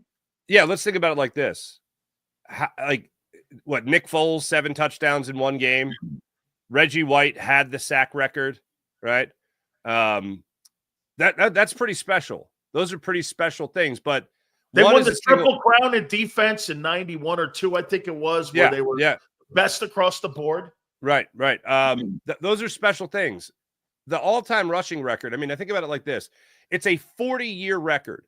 When I think of like all-time historic records in sports, I think one of the first things you think of is like the home run record in baseball, right? Yeah. It was what? It was like 37 years from Ruth to Maris. Yeah. It was a little bit more than that for, it was like, 40-some years for Maris to McGuire, right? Yeah. This is 40 years of that rushing record standing. Yeah. Agreed. And Saquon has a chance to break it. In a day and age where you can put assistants in the Hall of Fame, 2,000-yard rusher, one of 9 in the history to do it, and Jeff Stoutland to be the offensive line coach and run game coordinator. That's a huge feather in his cap. That's a Hall of Fame bid right there. The Hall of Famers, he looks like he could certainly be churning out from this offensive line. That's something that is absolutely going in his favor. But I think the rushing record would be the final stamp in the argument of putting Jeff Stoutland in the Hall of Fame, and later maybe even Saquon Barkley. But I believe, and as the season went on, I'm thinking, if that game doesn't matter, you're not playing him. I wouldn't play him. Nick Sirianni shouldn't play him. Jeffrey Lurie, Howie Roseman shouldn't play him, But as they got closer and closer, I was just like, to hell with it. You put him out there, man. You play him. You got to play. Because, could you argue, obviously, you use the word scared, playing scared? You certainly could. But why not be greedy, man? You needed 101 yards to be the all-time leading rusher of a single season. And you could do it while still winning the Super Bowl. Like, that is one hell of a year, all right? Get greedy. Go after it.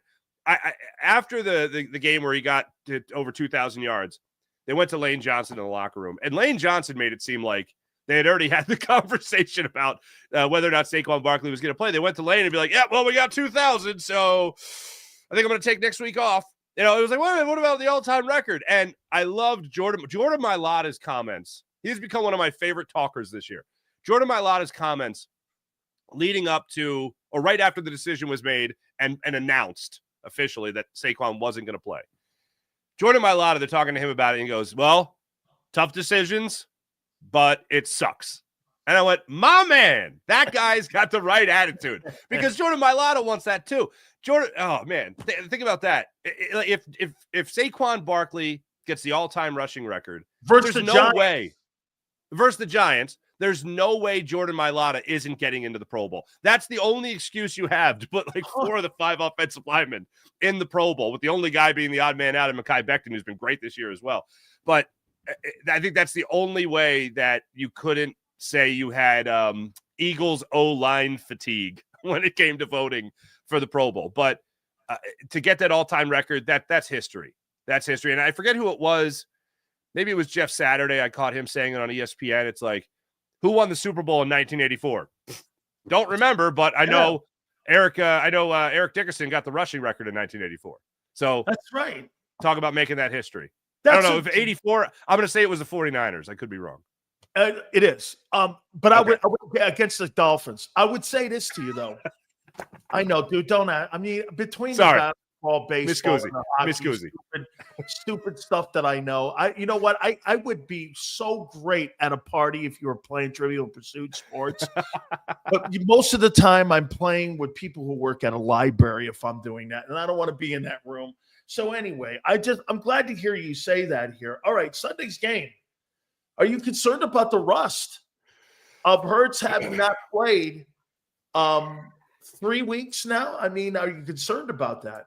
Usually I get called a fanboy in saying that, oh, why would you be concerned about the rust? I'm not concerned about the rust, blah, blah, blah.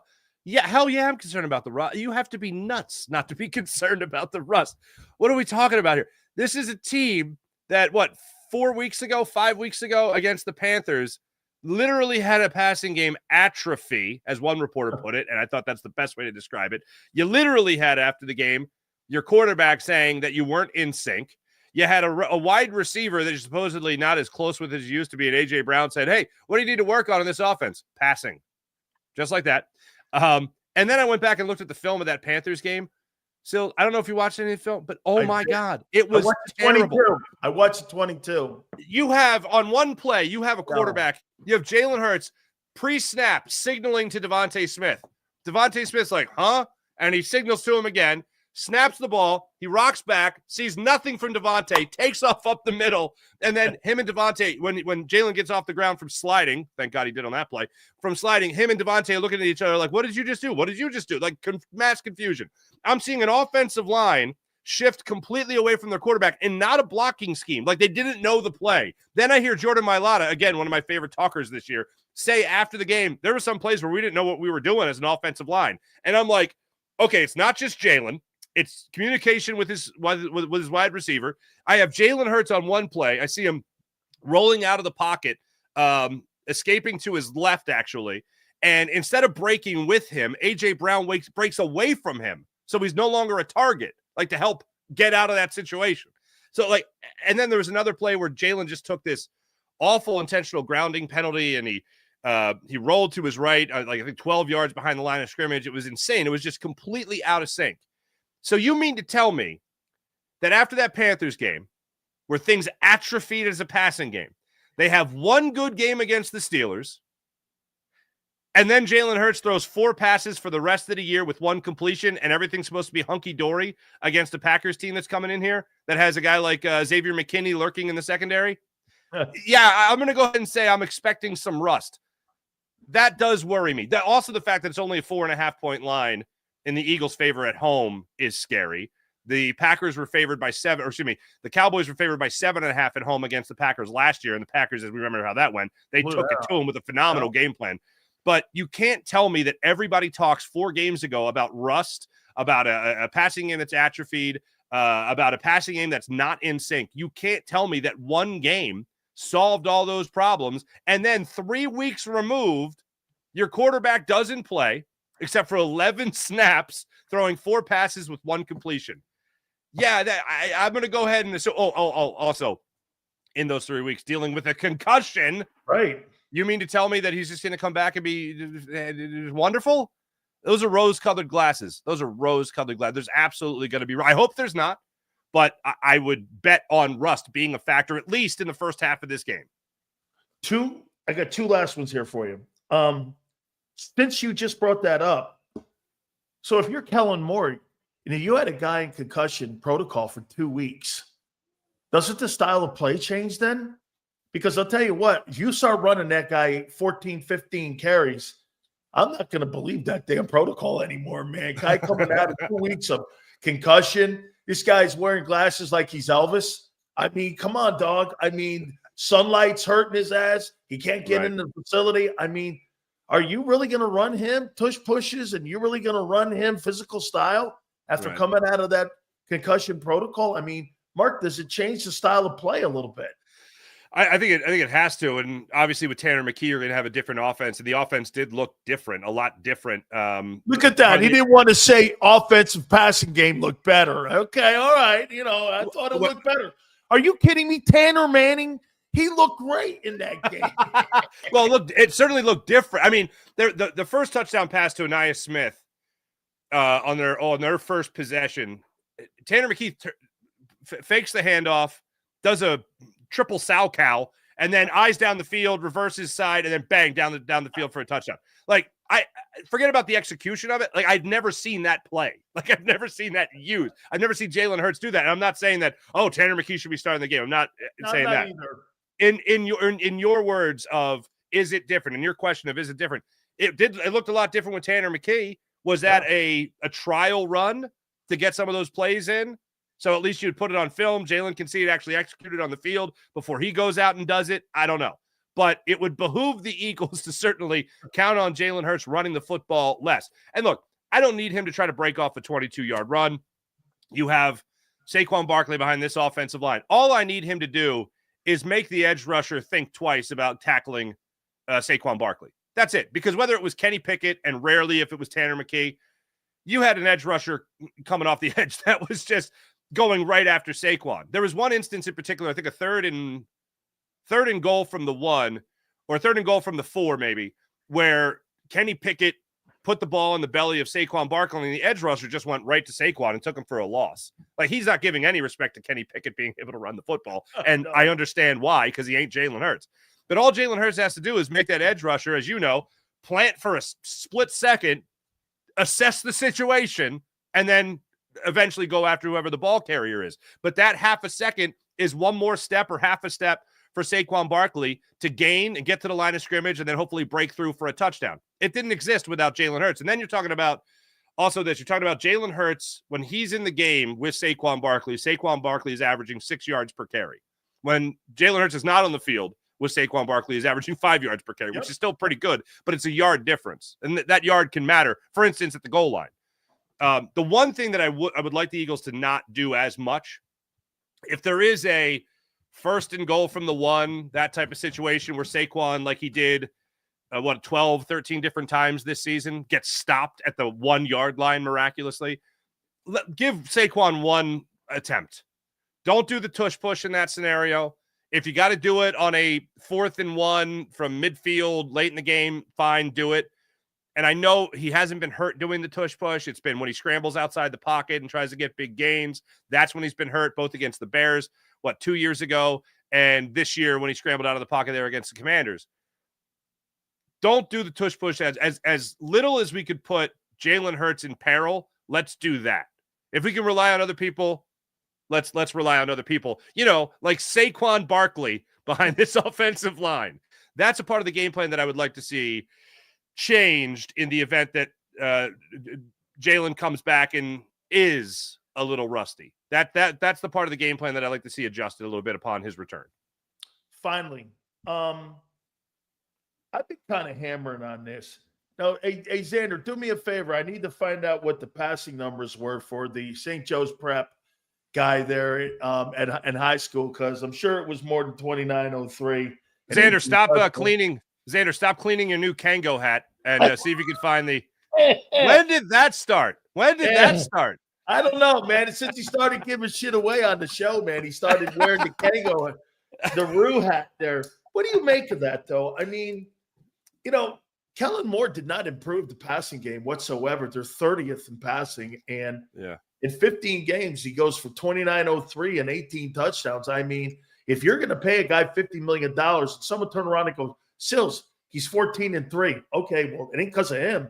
It's because, and I agree with you 100%, Mark. Barkley does not get 2105 without Hurts in the huddle. He just does not, because he brings that one-of dynamic to the room here. But, man, 2903, that's not a modern day. That's Bob Greasy shit, okay? we're not talking about – I mean, that's not a prolific dude in the pocket. You know, we saw it all year. It was so inconsistent. Yeah. Am I leading the witness, Your Honor? But, I mean, tell me, is it – You have my range. I'm dragging you into the well with me. You have my range. I guess I'm trying to make you drown with me. I'm drowning you with me. We're out there on Long Island Sound, and I'm trying to bring your ass down with me. I mean, I don't know, man. Tell me what you make of that, because it really, I mean, Kellen and him and the passing game, I just didn't see it this year. Look, I don't know if it's because it's following the Carson Wentz act, but one of the things I've loved about Jalen Hurts is just mental toughness. Like, I've absolutely loved that about his game and his approach to playing the game. It's become cliche. It's been snickered at. It's been jeered and all that. The main thing is the main thing. And the main thing, of course, is winning. And the main thing of the main thing is winning the Super Bowl. Jalen doesn't care if he throws 10 passes a game, if they're, really go back to the way back machine with 10 passes a game, but he doesn't care if it's 15 passes, 20 passes, whatever it is. If they're winning and they're winning with Saquon Barkley being dominant, so be it. The thing that I loved about the Steelers game is that people really started to get on the Jalen Hurts isn't that good train and all that stuff. The Steelers game, what was so interesting to me about that is that Jalen Hurts literally in that game said, go, gadget passing game. And it went. And 290, he was really good. Even the game against the Panthers that I was referencing earlier, he had 2 passing touchdowns in that game and a rushing touchdown. So the game that he sucked the most this season, he had 3 touchdowns. Like I really respect his appreciation for winning more than anything, more than his stats and all that. Jalen's ability, for me, watching him this year, his ability hasn't taken a hit. He can still do all the things he did in 2022. He can do the things that he did in the beginning of 2023, or excuse me, the beginning of 2023, 2024. All that stuff is coming together. It's still there. But I liken it to, you have Saquon Barkley as a sword, and then Jalen Hurts can be a dagger. If you're going into war, I think we're all grabbing the sword.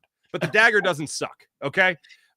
Just because Saquon is so good, historically good, has not depreciated my opinion of Jalen Hurts, nor do I think it's depreciated his own ability.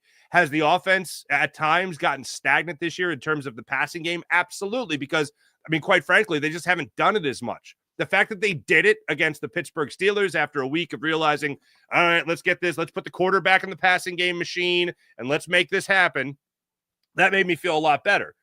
But what makes me go back to that Panthers game feeling is that it's been 3 weeks. It's been 4 passes over that time, and it's been a concussion sustained. So that's what has me concerned. As far as Jalen's performance, though, I don't think he has gotten any. I mean, look at his passing numbers this year. You're talking about completion percentage, the best. You're talking about yards per attempt, the best in his career. Match that's the best in his career. Passer rating, and I know he's done it fewer than anybody, but still the highest passer rating of his career.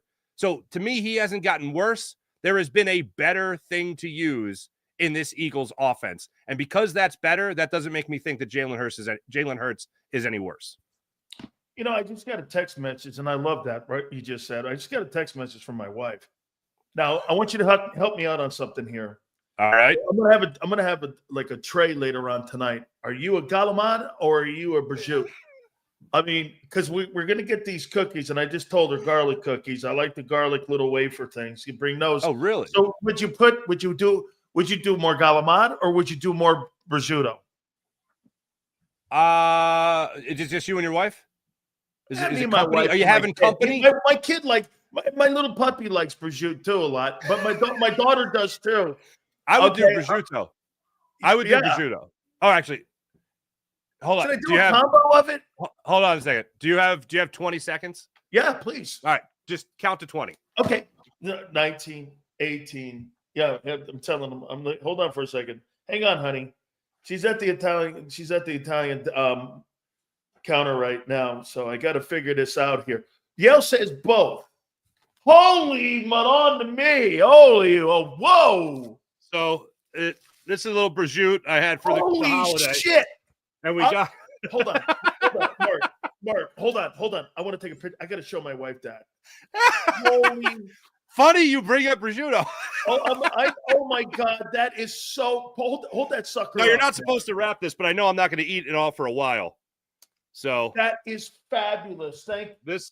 Where'd you get that? Italian Market, Philly? Yeah, down 9th Street. Yeah. Wow, it was. How long does it take you to go through? How long does it take your family to go through that? I can probably I'll have this probably for Easter. I'll probably still have it for Easter. So I had it for, what did I have it for? Thanksgiving. $300 for that? It was like $150. It wasn't that bad. Yeah. But I know a guy. I got a discount. Yeah, we had it for Thanksgiving. We'll have it again for my Christmas. Got messed up. We didn't do 7 fish this year because my son, he's fine now. Everything's fine, but he had a fever, so we couldn't have people over the house. So we didn't okay? Everything's fine now. Everything's great. Thank you. But Christmas Day, I was going to bring that over to my brother-in-law's. So that was going to be another chunk out of it. But I like the prosciutto. I always do the mozzarella with a little olive oil drizzle. Yeah. And then what I like to do is have a nice baguette with sliced really thin to make crostini. You could have crostini, and you put the mozzarella and the prosciutto on top of a little olive oil, and you're good to go. Yeah. So for you white guys, you guys usually eat ham and bologna. Yeah, right. Ham and bologna and that American cheese. My grandma never called it Italian cheese. Whenever you want, Wonder Bread in my house was called American bread. It wasn't called Wonder Bread. It was called American bread because my grandma would make her own bread. We did. My folks spoke Italian half the time. I mean, 50% of the time they spoke Italian. I mean, I grew up in a real giddy gumba place, man. I mean, go get some American bread. Wonder Bread? The stuff that's like a sponge. Oh yeah. I don't ever remember my grandpa eating American bread because I'm not eating that. What are you kidding me? Look at that thing here. What are you kidding me? What do we look like here? No, we always had Italian loaves. Hey man, thank you so much. Hey, by the way, they win, right? Oh yeah. Yeah, they win. Sorry, we never even got to that. What are you doing? We were a little distracted. I know I have the Eagle as of right now, assuming everything's still fine with Hurts, elbow injury with Jordan Love. They're banged up. They don't. AJ Brown, knee injury. He's expected to play. They obviously don't have Christian Watson on the other side of the field. For me, I still see the Eagles winning this game, like 27-14, 27-17. I'm still in that range. Also, something interesting. Brandon McManus, former Temple kicker, is well familiar with Lincoln Financial Field. He's now the kicker, obviously, of Green Bay. So I don't expect that to be a thing if they have to use him. He knows how to kick at Lincoln Financial Field, that's for sure, as a fellow Temple grad. But yeah, Eagles I see winning this game around 27-17 is around where I'm at right now. Mark, I can't let you go talking Temple hanging without saying this. They should have hired Doug Peterson. And I'll tell you why. Wow. I'll tell you why. Okay. Well, shit, if North Carolina You want to make that program relevant in Philly? Hire the most revered coach in the history of Philadelphia and make that thing where I want to go watch it. Instead, you know where you're going to be in 3 years at Temple? You're going to be in the same stupid position you're in now, firing another guy because they don't put the money in that goddamn program. Mark, I mean, they don't put them. And you know what? In Philly, in that hub of New Jersey, Philadelphia, Cherry Hill, Pennsauken, Ohio, that whole region in there, New England, how are you not a 9-win team every season and not winning ball games? You know why? You don't put money in that stupid program. That thing should be winning. Or cancel it and put all the money in, beat Gonzaga and put all the money into your hoop program. You can't have both. And if you were going to do anything, you were needed to hire and make something happen where people would want to go to it. All right. I this is going to sound bad. I'm a Temple guy, Temple grad, Temple made, all that jazz. Okay. Would Doug Peterson take that gig? No. Is Doug going to be a head coach anytime soon? No, I don't think he is, but he's probably going back to Kansas City, and he's probably going to be the OC if that Matt Nagy ends up going somewhere else or they replace him. You could see him. God, Doug Peterson, Andy Reid, and Steve Spagnuolo in one room. That's scary. But no, would he have taken that? No, but you know what you could have done too? Matt Nagy interviewed for that Jags job. You know what you could have done? No, you could have promoted it like Temple's taking big swings. Yeah, just put it out there that you tried to get Doug Peterson. I mean, I love it. I love it. I want that story. But Temple should be bigger than it is in Philly. It should. I'm not saying you're going to be. Dude, Rutgers can't be a bigger talking point than Temple in Philly. Yeah, it's funny with the Notre Dame and Penn State game coming up and all that stuff. Al Golden's name has been mentioned a lot recently. So I go back to those days where Al Golden came in. He destroyed my program. I know he did. I'm sorry to bring him up, but he built Temple's program and made him relevant. And then he was gone before we could blink.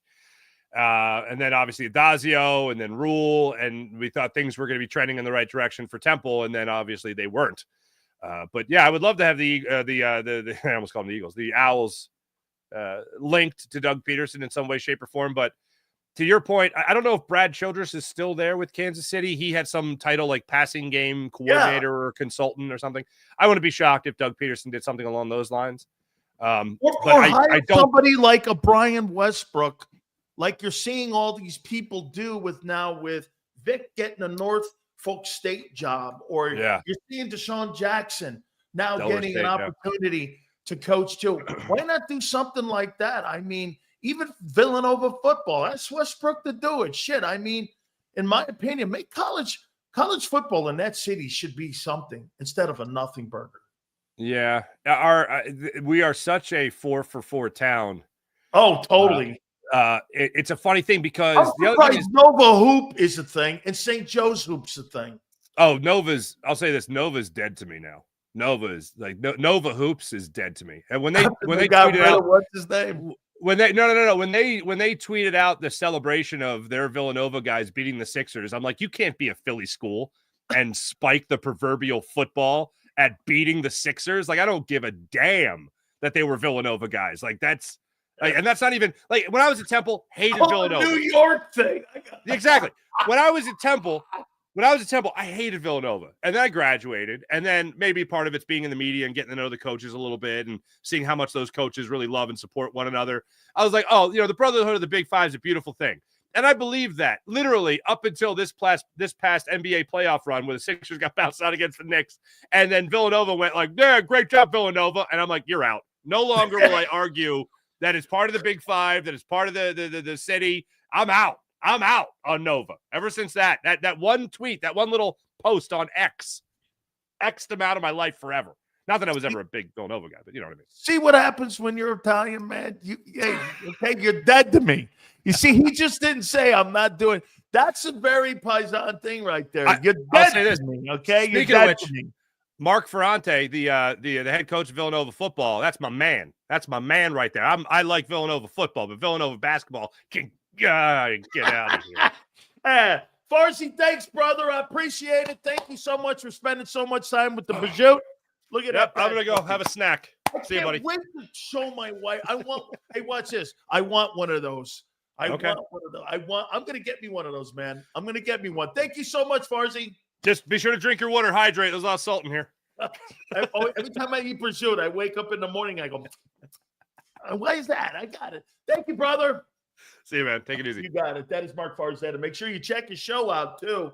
He kicks off our broadcast here on JAKIB Sports each and every single morning, right before Birds 365. I appreciate it. Guys, do me a favor. Please make sure you hit the like button here.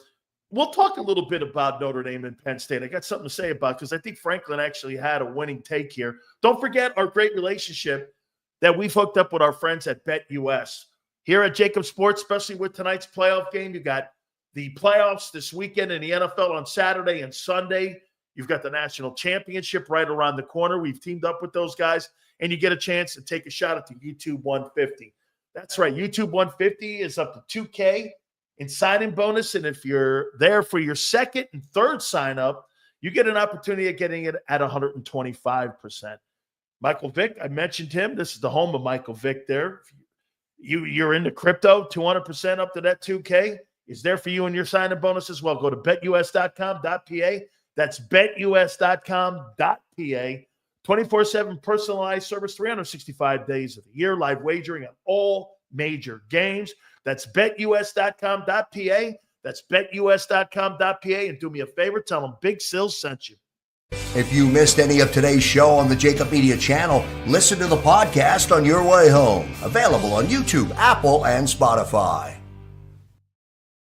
Ignite your nights with free live entertainment daily, only at Live Casino and Hotel Philadelphia's Center Bar. 7 days a week, enjoy some of the region's top party bands, performers, and DJs as they take the stage in the heart of the casino action.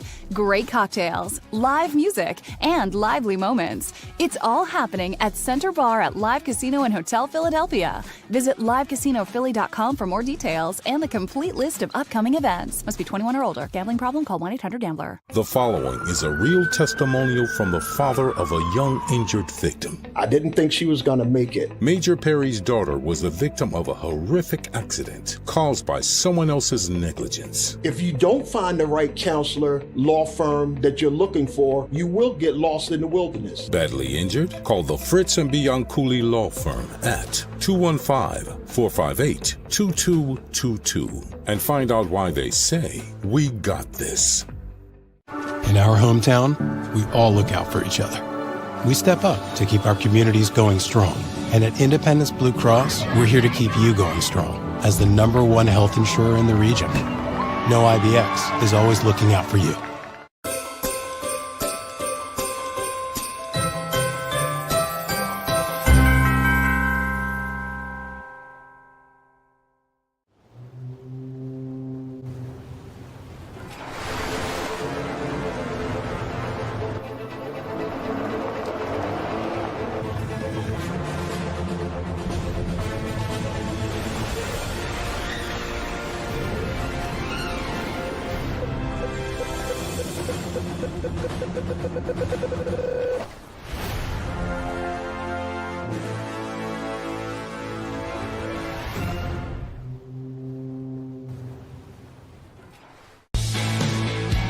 We noticed that there was mold creeping into our basement about a year and a half ago, and wanted to make sure that we were getting rid of the problem permanently.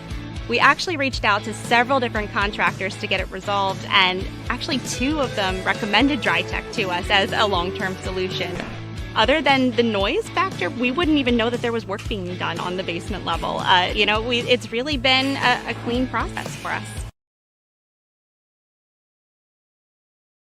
Score and save this football season on your car insurance. Before the next game, save up to 40% on your auto insurance policy. That's right, 40% savings. Call an audible this season and contact the Del Val Insurance Group. They're an advocate for you, not an insurance company. That means they'll get you the right coverage and save you up to 40%. Call managing partners Fran or Jim of Del Val Insurance, 215-354-0122, or score and save at dvigi.com. dvigi.com. EAGLES, Eagles.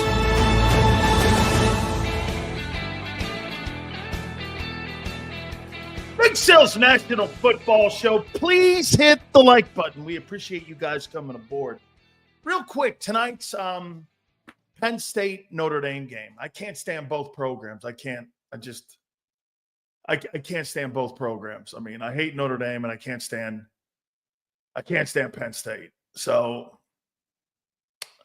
I did think that James Franklin made a great take about Notre Dame. Okay. I think he did make it. How and why does Notre Dame get to be an independent and not have to play in a conference and make it to the college football playoff? What gives them the right? No one gives a fuck about their history 100 years ago, guys playing in leather helmets. People today don't give a shit about that. Historians do. The nerds like me care. But average viewing people today, they don't give a shit about that stuff. The recent, let me take Xander's age. In Xander's lifetime, Notre Dame hasn't done shit in college football. Nothing. They haven't won a national championship since '88. Why does Notre Dame get the pass? I mean, Notre Dame hasn't done shit in really 60 years. They won a title in '73, and they won a title in '88. Don't make it sound like that team is some sort of national power. They're not. National powers are Alabama, LSU, fuck Clemson. Miami, in that same time frame, has won 5 national titles. What has Notre Dame won? My point and what James Franklin said was Notre Dame plays an unbalanced schedule. They get to pick and choose whoever they want. You know, Notre Dame didn't play at the end of the year one ranked football team, and they're in the finals. How? And they don't have to play a conference championship game. You know, it's kind of like, listen, I'll tell you this. Winning the college basketball national championship is the most insane thing you could possibly do. The best team in the country doesn't win it ever. The hottest team does. The hottest team wins it. You could have a 39-0 record, be the best team in the country. Isn't that a litmus test enough to tell you that in 39, 40 games, you won the national title, you were the best team in the country? Then you got to go play a conference tournament. Sometimes you get knocked off by those guys. And then before you know it, you're sent home. Or you get a shitty seed somewhere in some region. Winning the national championship in college basketball is the most unrealistic thing you could possibly say on what team ends up being the best team in the country. 65-team tournament. People want more teams in the college playoff. Why? Look at what it's done. Boise State did not belong. Indiana did not belong. You didn't put the best teams in the playoff. The more teams you put, the more it's going to look like the college basketball. And you're not going to find the true champion of the best teams in the country. And anytime that you vote for something, instead of them playing into it, like the NFL tournament. Look at the NFL tournament. The NFL regular season mattered, and now you're going to go and you're going to play, and records don't really matter. M. Reyes probably hates this, but the Eagles being 14-3, and whatever the Packer record is, nobody cares. It has no bearing on anything. The records have no bearing. Okay? I get it. You're playing at home. 14-3 doesn't matter any longer. It's out the building. Okay? Doesn't matter. You're both 0-0 because whoever loses goes home. You don't keep a running total anymore. Okay? There's no such thing as 14-3 anymore. Doesn't matter. Okay? Records don't matter. College football, it matters. Your record should never matter in college football in the playoff. Okay? Should never matter. Get a metric. This is how I would make the teams. Do I think Penn State deserves to be in the tournament? I do. Do I think Notre Dame does? They lost to Northern Illinois, a 7-6 football team. It's the worst loss of any team that made the playoffs. At home. Hey, Yale, am I right? Notre Dame lost to Northern Illinois at home. Who the fuck is that? Northern Illinois, they lost at home. I think they were 7-6 this year.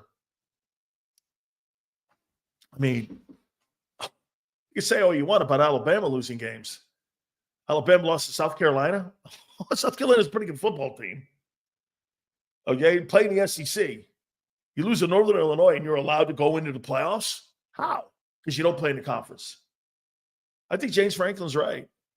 Notre Dame does not belong in the tournament. Okay? James Franklin's a shitty big game coach. It would not shock me if Notre Dame extends this and plays and moves on.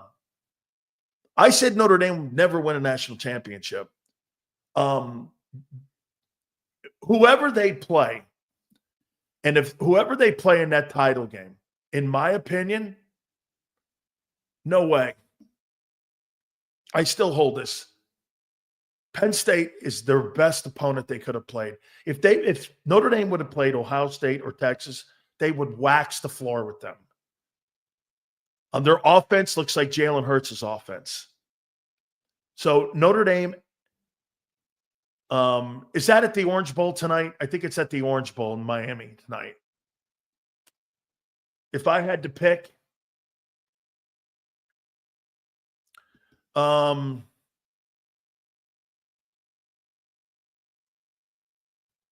picking Penn State in a close one, 26-21. I think Penn State wins. I think Penn State's got a better passing game. I think Notre Dame's defense is pretty good. I think Penn State's linebackers are pretty good. And I think if I had to pick between these four teams, I'm going to pick Penn State to advance to the championship game on January 20th. Texas, Ohio State, I believe that's the Cotton Bowl. I think Texas is overrated. I think Steve Sarkisian's overrated. I still can't get over that Ohio State loss to Michigan when they had so much to play for. I just don't believe Texas.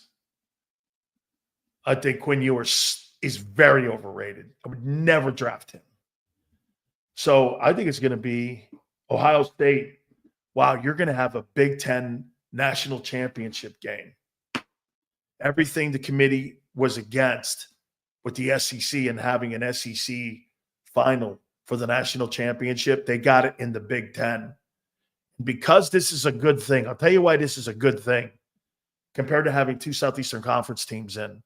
This is great for TV. It's Middle America. That's the football base. It's the NFL's base. You're going to have more eyeballs on that game than you would if Alabama and, say, LSU were in it. Became too regionalized for the national title. Okay? God made Notre Dame number one. Miami made them number two. It's a Canes thing. They wouldn't understand. Very well done, Paul. Always remember that, you Irish. God made Notre Dame number one. Paul, way to go, baby. God made Notre Dame number one. Miami made him number two. How you doing? Hey, Paul, swear to God. Let me see. 58-7. And I think, what was it before that? 40-3. My two games against Notre Dame was 98-10. Hey, Paul, we beat them 98-10. Touchdown Jesus took a knee.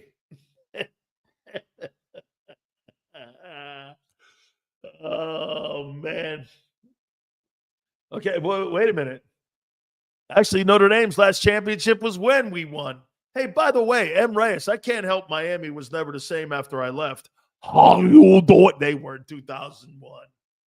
And a couple titles after. They won titles after I left. Okay? I got to show M. Reyes this. Hang on here, Junior. Yeah, so James Franklin's right. James Franklin's right here. Hey, Paul, you'll dig this.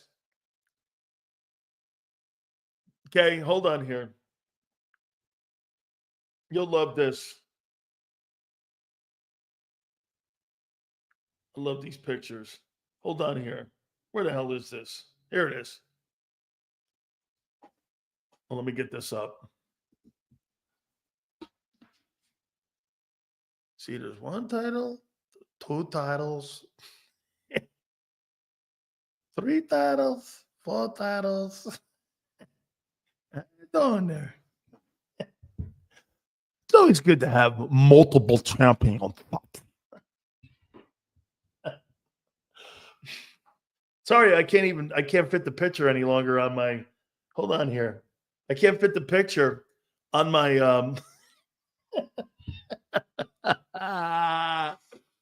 oh, man. How you doing? I don't know, man. Tampa's my dark horse. Tampa is my dark horse, man. I got him, okay? Sills, who you got? Washington or Tampa? I got Tampa. James. I think, hey, James. I don't know, man. I think Tampa wins that game. I do. I mean, I hate to do that to you. Dark horse to do what? Go further than you. Or go as far as you. That's what I got. That's my dark horse. Oh, wait a minute. Eagle, you're not winning a Super Bowl this year. Maybe next year. Maybe the year after. Not this year. Okay? Not this year. I like James's Commanders, though, man. I do. I like James's Commanders. I think they're a good football team. I do. I think they're a good team. If Luvo's playing, that'll be a factor. Okay, time is now, guy. No, your time isn't now. It's not now. Now let me throw this at you here.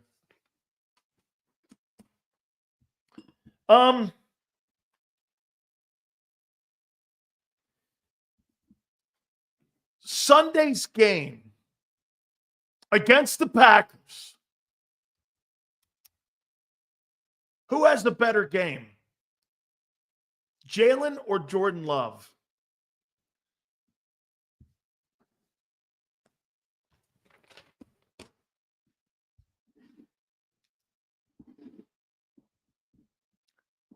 Who has the better game?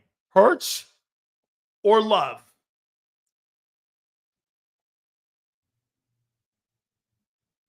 If Love is terrible, Barb, 29.03.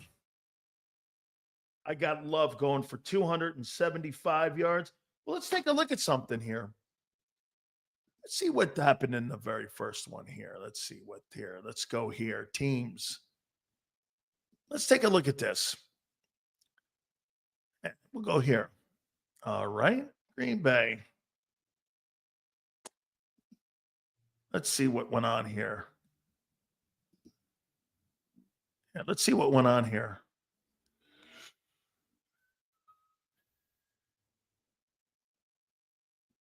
Yep. Let's see here. Box score. Jalen went for, well, you're a different team here. They're the same team. So I think Jordan's going to go for 260. Now they don't throw the ball at all, anywhere near what they throw the ball. Jalen's not going to throw the ball for 2-1. Dude, Jalen Hurts on Sunday is going to throw for about 150 yards.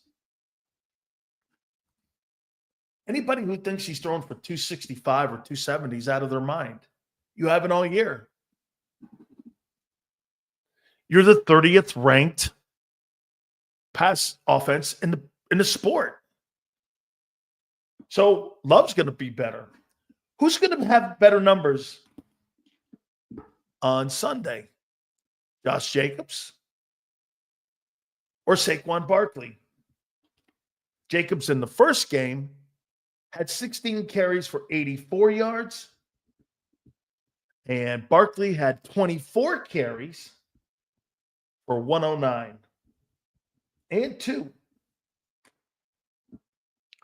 Pretty close. Who has the better game? I mean, that's not bad. Josh Jacobs, 84 yards. And Barkley had 109. Don't forget Gainwell. Who's that? Oh, yeah. See what Gainwell did in that game. Gainwell had 2 yards. Shit. Jaden Reed had 138 yards and a touchdown with 4 catches versus that secondary of the, it's different, obviously, with Cooper DeJean now in. But Jaden Reed had 138 yards, reception yards in that football game. I get it. Different guy back there now. It's not Avonte Maddox. Romeo Doubs had 50 yards. Devontae had 84. Tucker Kraft had 37. Goddard had 31. I mean, more guys. It's pretty even here. But again, the Eagles are different. They don't throw the ball like that. Okay? I want Dan to keep up the Jalen takes. It worked great for us so far. When he starts talking Jalen over the other quarterback, then we're fucked. Roland, he's not been good this year. I'm the only guy that says that. And I'm the only guy that looks at reality. Get this. This is what you as Eagle fans see. You guys see a guy that has the 30th ranked offense, passing offense in football, and a guy with 29.03 in passing yards and 18 touchdowns, and you tell me he had a great year. I look at you and go like this. Okay. If you see that, then nothing will convince you. I'm not going to try to convince you. That's not a guy that you're going to rely on in the playoffs to win you a game. He hasn't all year played well enough to win that. So now all of a sudden you believe in the playoffs. If they have to call on him because of what Farzetta even said, Farzetta goes, if you think that Pittsburgh game turned the passing offense around, you're out of your mind. He's right. Anybody with brains knows that. That's a great take, what I just saw, and I was just going to hit on that. You got to remember something about this Hargrave deal. Javon Hargrave was released. It doesn't go in effect until March, I think, 12th. I think it's March 12th that doesn't go into effect, according to the Players Association. I think it's March 12th. He's making $17 million. The only reason they're releasing him is because he can't cut him. Okay? They can't cut. I mean, the only reason they're releasing him is because they can't pay him. And he was hurt. And so they had to make cap room because they got to sign the quarterback. You understand Javon Hargrave is being released because they're getting ready to negotiate the contract for Brock Purdy. And they need that money. You got to rob Peter to pay Paul. That's what the Eagles don't do. The Eagles would go to Brock Purdy and say, I'll give you $51 million. Here's the money up front. What about 60? Well, they're not going there. And that's why the Eagles get their deals done. The Eagles get their deals done. You know why? They play on the players' emotions with money in front of them. It's the way to do it. I admire it. If I put a bag of money in front of you of $1 million, or I gave you an IOU for $2 million in 3 years, what would you do? I got an IOU for you. Here's the money in 3 years. Hey, by the way, guys, please hit the like button. You know what I'm saying? I mean, I don't want that money 3 years from now. I don't want an IOU. Give me the money right now. I'll take the money right now. You got a wife in your ear. You got family members in your ear. You got your agent in your ear. You want that money right now. Okay? Yeah, you take the money, Greg. That's why the Eagles get their deals done without any fanfare. And it's really what makes, you guys think Howie is some sort of brilliant general manager. He's not. His construction of his contracts are really great. But the only reason he can do that is because the guy that owns the team gives him the pot of gold to do it. No owner in the league does that. Makes Howie look one of, because Jeffrey Lurie is really one of. Jeffrey Lurie knows the key to winning in today's NFL with all the free agency and salary cap is that cap number. If your cap, look at what Buffalo had to do. Buffalo had to whack $67 million off their salary cap. Look at the New Orleans Saints and what kind of cap hell they've been in for the last 3 years. It limits your movement in free agency. Or if you have to make a move during the year, if you want to be a player, say you lose a player, you can't go get anybody because most teams are strapped to the cap. Okay? The owner is the one that makes, could Jeffrey Lurie hire somebody to do the same job that Howie wrote? Yeah, he could. He could do it. You don't think there's other qualified guys that would want to have their owner come up and go, here's $100 million. Do with it what you want. And if you do it correctly, I'll give you another $100 million next year. I think Howie, a really good general manager. Do I think he's the best? Absolutely not. He's afforded that opportunity. Okay? He's afforded that opportunity. Done nice things. But the owner allows you to. Sills, how much would you pay Purdy? I get asked this question a lot. Niner all day. Let me ask you. Absolutely, the Buffalo window is not closing. Absolutely not.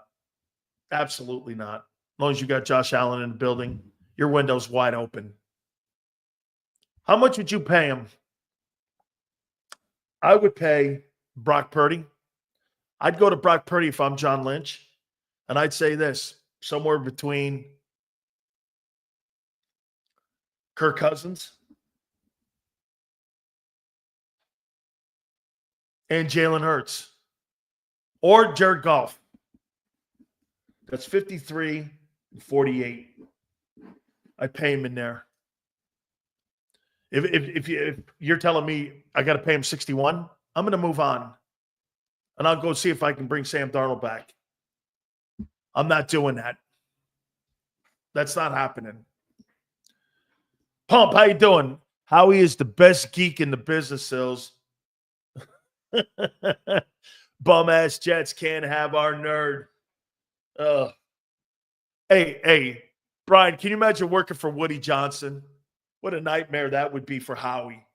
If I were going to go into New York and I was Howie Roseman, I would say this. You have to give me equity of the team. You have to, the last guy to get equity in a team, I think, is Vince Lombardi.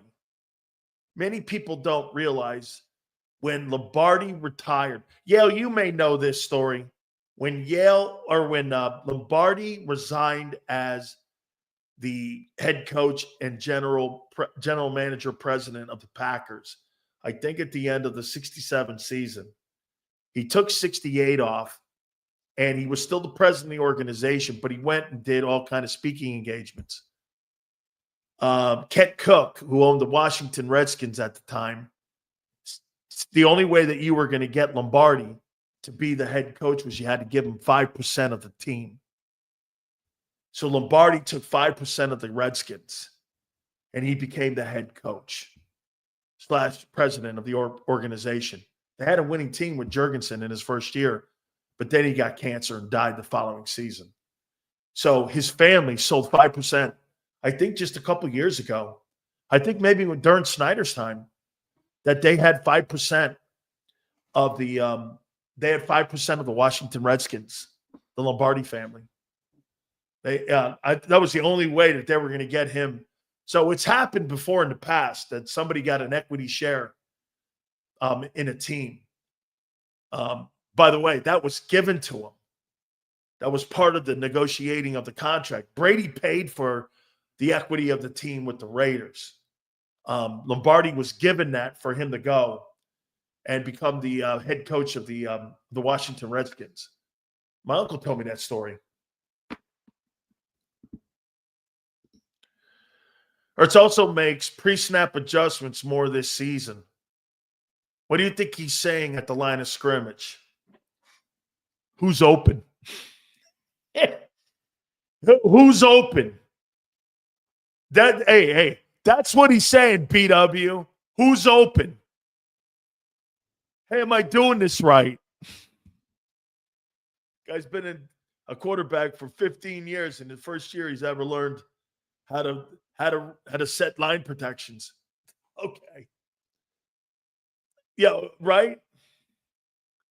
My dad told me the story. Yeah, James, it's a true story, man. Lombardi owned a percentage of that Washington Redskins team. It was pretty dope on how they did it. In my opinion, if Lombardi had been the head coach, you would never have seen George Allen. And I think Vince would have won a Super Bowl there. Okay? Yeah, when he gets to the line of scrimmage, Hurts goes, holy cow, who's open?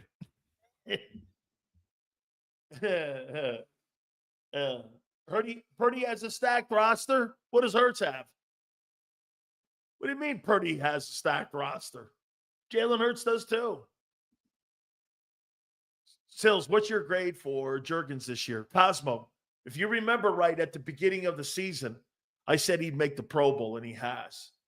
I would tell you this. He's been an upgrade on the ability of Jason Kelce. He's been better. I think the run game improved.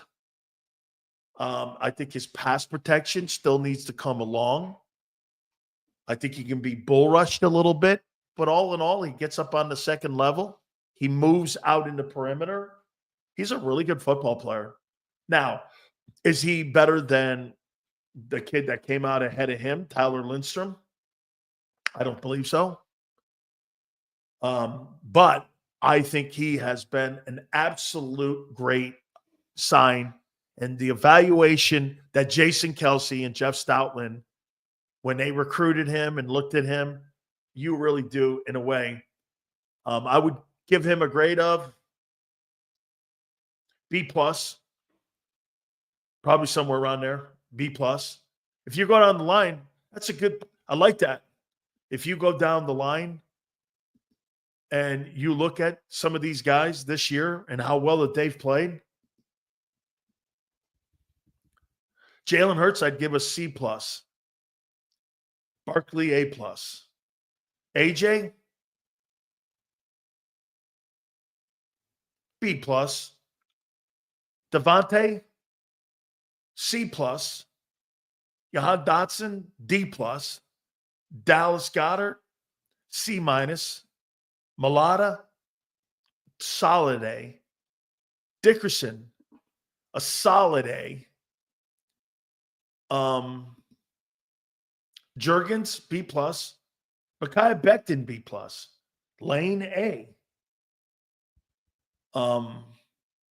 Fred Johnson, B. Tyler Steen, C+. Milton Williams,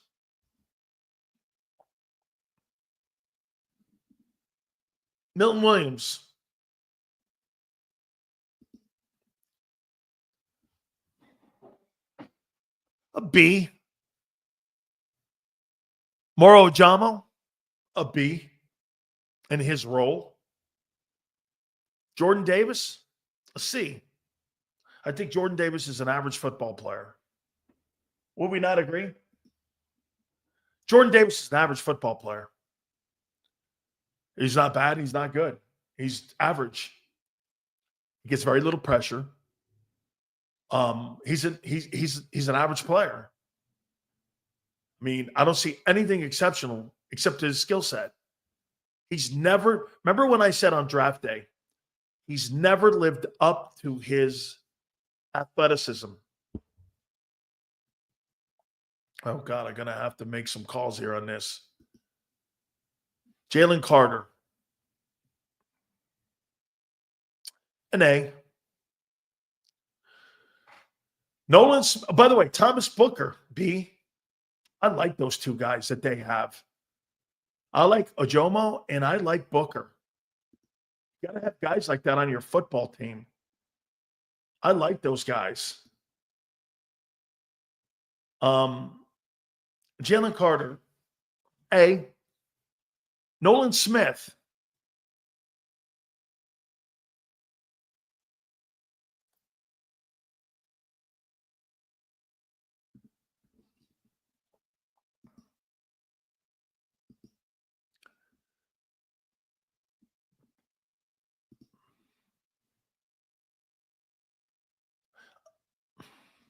Nolan Smith.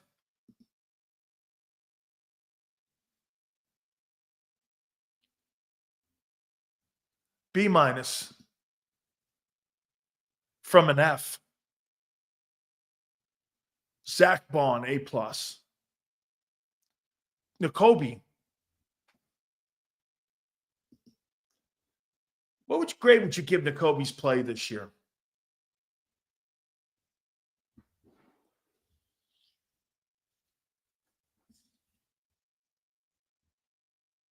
No way. No way. What grade would you give Nakobe's play?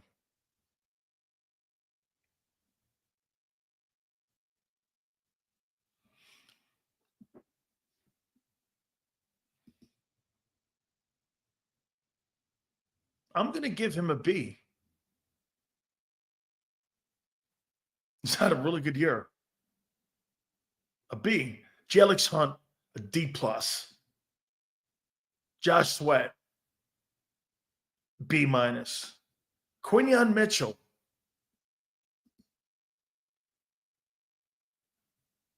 For a rookie in that role, first year,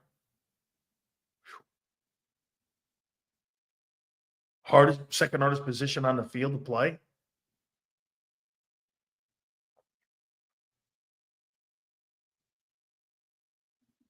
I'm going to give him a B. I'm going to give him a B. As a rookie, it's an A. Okay? When you're talking, Sills, how do you think he played as a rookie? A. How do you think he played as a pro? A B. Like, better than a lot of guys out. Like, yeah. As a rookie, A. Garner Johnson, C plus. I thought the first half of the season stunk. Reed.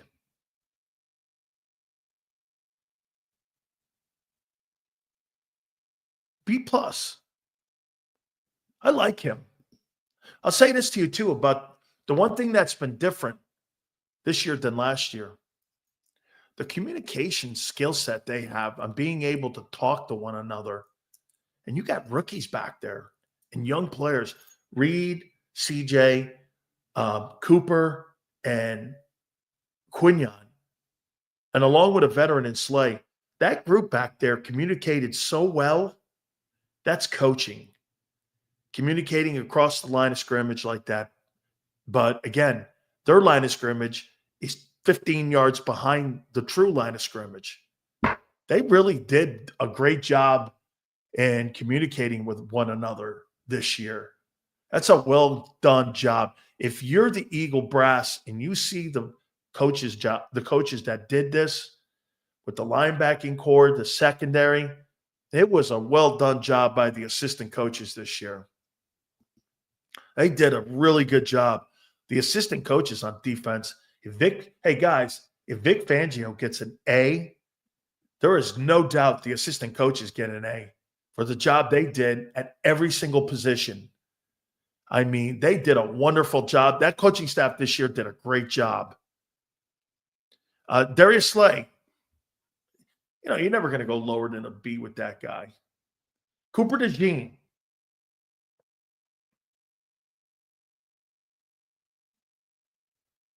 B+. Really a bunch of great grades this year for these guys. Coaching staff was exceptional. I don't think the offensive coaches lived up to their abilities or the players' abilities and the huddle's abilities. I think, if anything, the offensive side of the football underachieved this year. And you're going to go, what about 2105? Well, that's nothing that they did. Howie Roseman brought him in. Mitchell and Gene made all rookie defense. Fantastic. It's great. They should. Thank you, Lord's Grace. Yeah. Just fantastic defensive coaches this year. All right, guys. Don't forget, BetUS. Great friends at BetUS. Make sure you team up with our great friends at BetUS for the YouTube 150. That's right, especially college playoffs tonight. Don't forget Notre Dame, Penn State tonight. You get 150% of a sign-up bonus up to $2K. Your second and third are 125%. And if you're into crypto, that's 200%. Go to betus.com.pa. That's betus.com.pa. Fastest payouts in the business. 24/7 personalized service, 365 days of the year. Live wagering on all major games. Go to betus.com.pa. That's betus.com.pa. And do me a favor, tell them Big Sil sent you. If you missed any of today's show on the JAKIB Media channel, listen to the podcast on your way home. Available on YouTube, Apple, and Spotify. Ignite your nights with free live entertainment daily, only at Live Casino and Hotel Philadelphia's Center Bar. 7 days a week, enjoy some of the region's top party bands, performers, and DJs as they take the stage in the heart of the casino action. Great cocktails, live music, and lively moments. It's all happening at Center Bar at Live Casino and Hotel Philadelphia. Visit livecasinophilly.com for more details and the complete list of upcoming events. Must be 21 or older. Gambling problem? Call 1-800-GAMBLER. The following is a real testimonial from the father of a young injured victim. I didn't think she was going to make it. Major Perry's daughter was the victim of a horrific accident caused by someone else's negligence. If you don't find the right counselor, law firm that you're looking for, you will get lost in the wilderness. Badly injured? Call the Fritz and Bianculli Law Firm at 215-458-2222 and find out why they say, "We got this." In our hometown, we all look out for each other. We step up to keep our communities going strong. And at Independence Blue Cross, we're here to keep you going strong as the #1 health insurer in the region. No IBX is always looking out for you.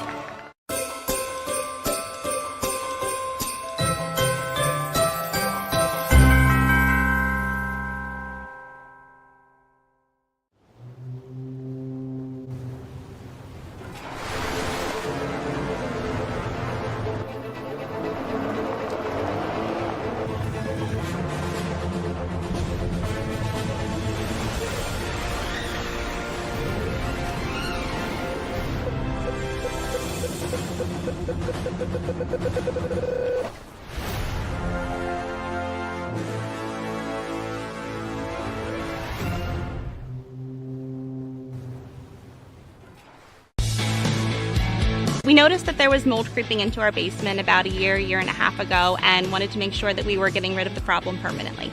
We actually reached out to several different contractors to get it resolved, and actually 2 of them recommended DryTech to us as a long-term solution.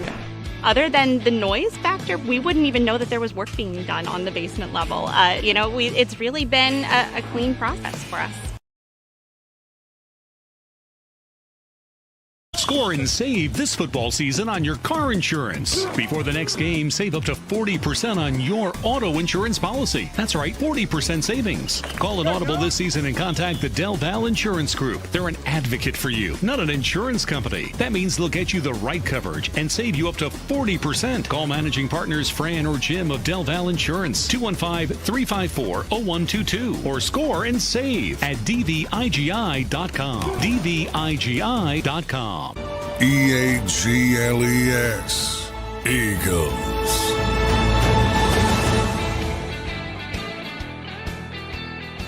Big Sil's National Football Show. Do me a favor, guys. Please hit the like button. Thank you, Chuck. I appreciate that, man. Awesome stuff. Hey, by the way, too, Xander's been killing it there by the content and also giving the garb up. 10 more likes. Hit that like button. Thank you very much, my friend. Way to go, Wayne. I think this game's going to be a pretty entertaining game tonight. Okay, I do. This is going to be a pretty entertaining ball game. There's going to be a ton of people watching this bad thing, Penn State. And, hey, by the way, what do you think the over-under is? They mentioned Joe Paterno's name ever. Who would have thought after that whole situation and that scene, them trying to destroy that program, here they are, a game away from playing for the national title again. I mean, you talk about being resurrected from maybe one of the worst scandals in the history of college football. There you are on the cusp of playing for another national title. And that would be amazing how Penn State has risen from the ashes like that to play for the national championship. I mean, yeah, I think Penn State wins this game tonight against Notre Dame. I think they're just a little bit more balanced. All right, guys, do me a favor. Thank you so much. Please hit that like button. Guys, we're great. I'm trying to get Howard Eskin on tomorrow. I believe Philly 500 will be on with us tomorrow as well. We appreciate everybody. Big Joe, thank you. Big C, thank you very much. 2 to 6 tomorrow. We'll see you on the flip side.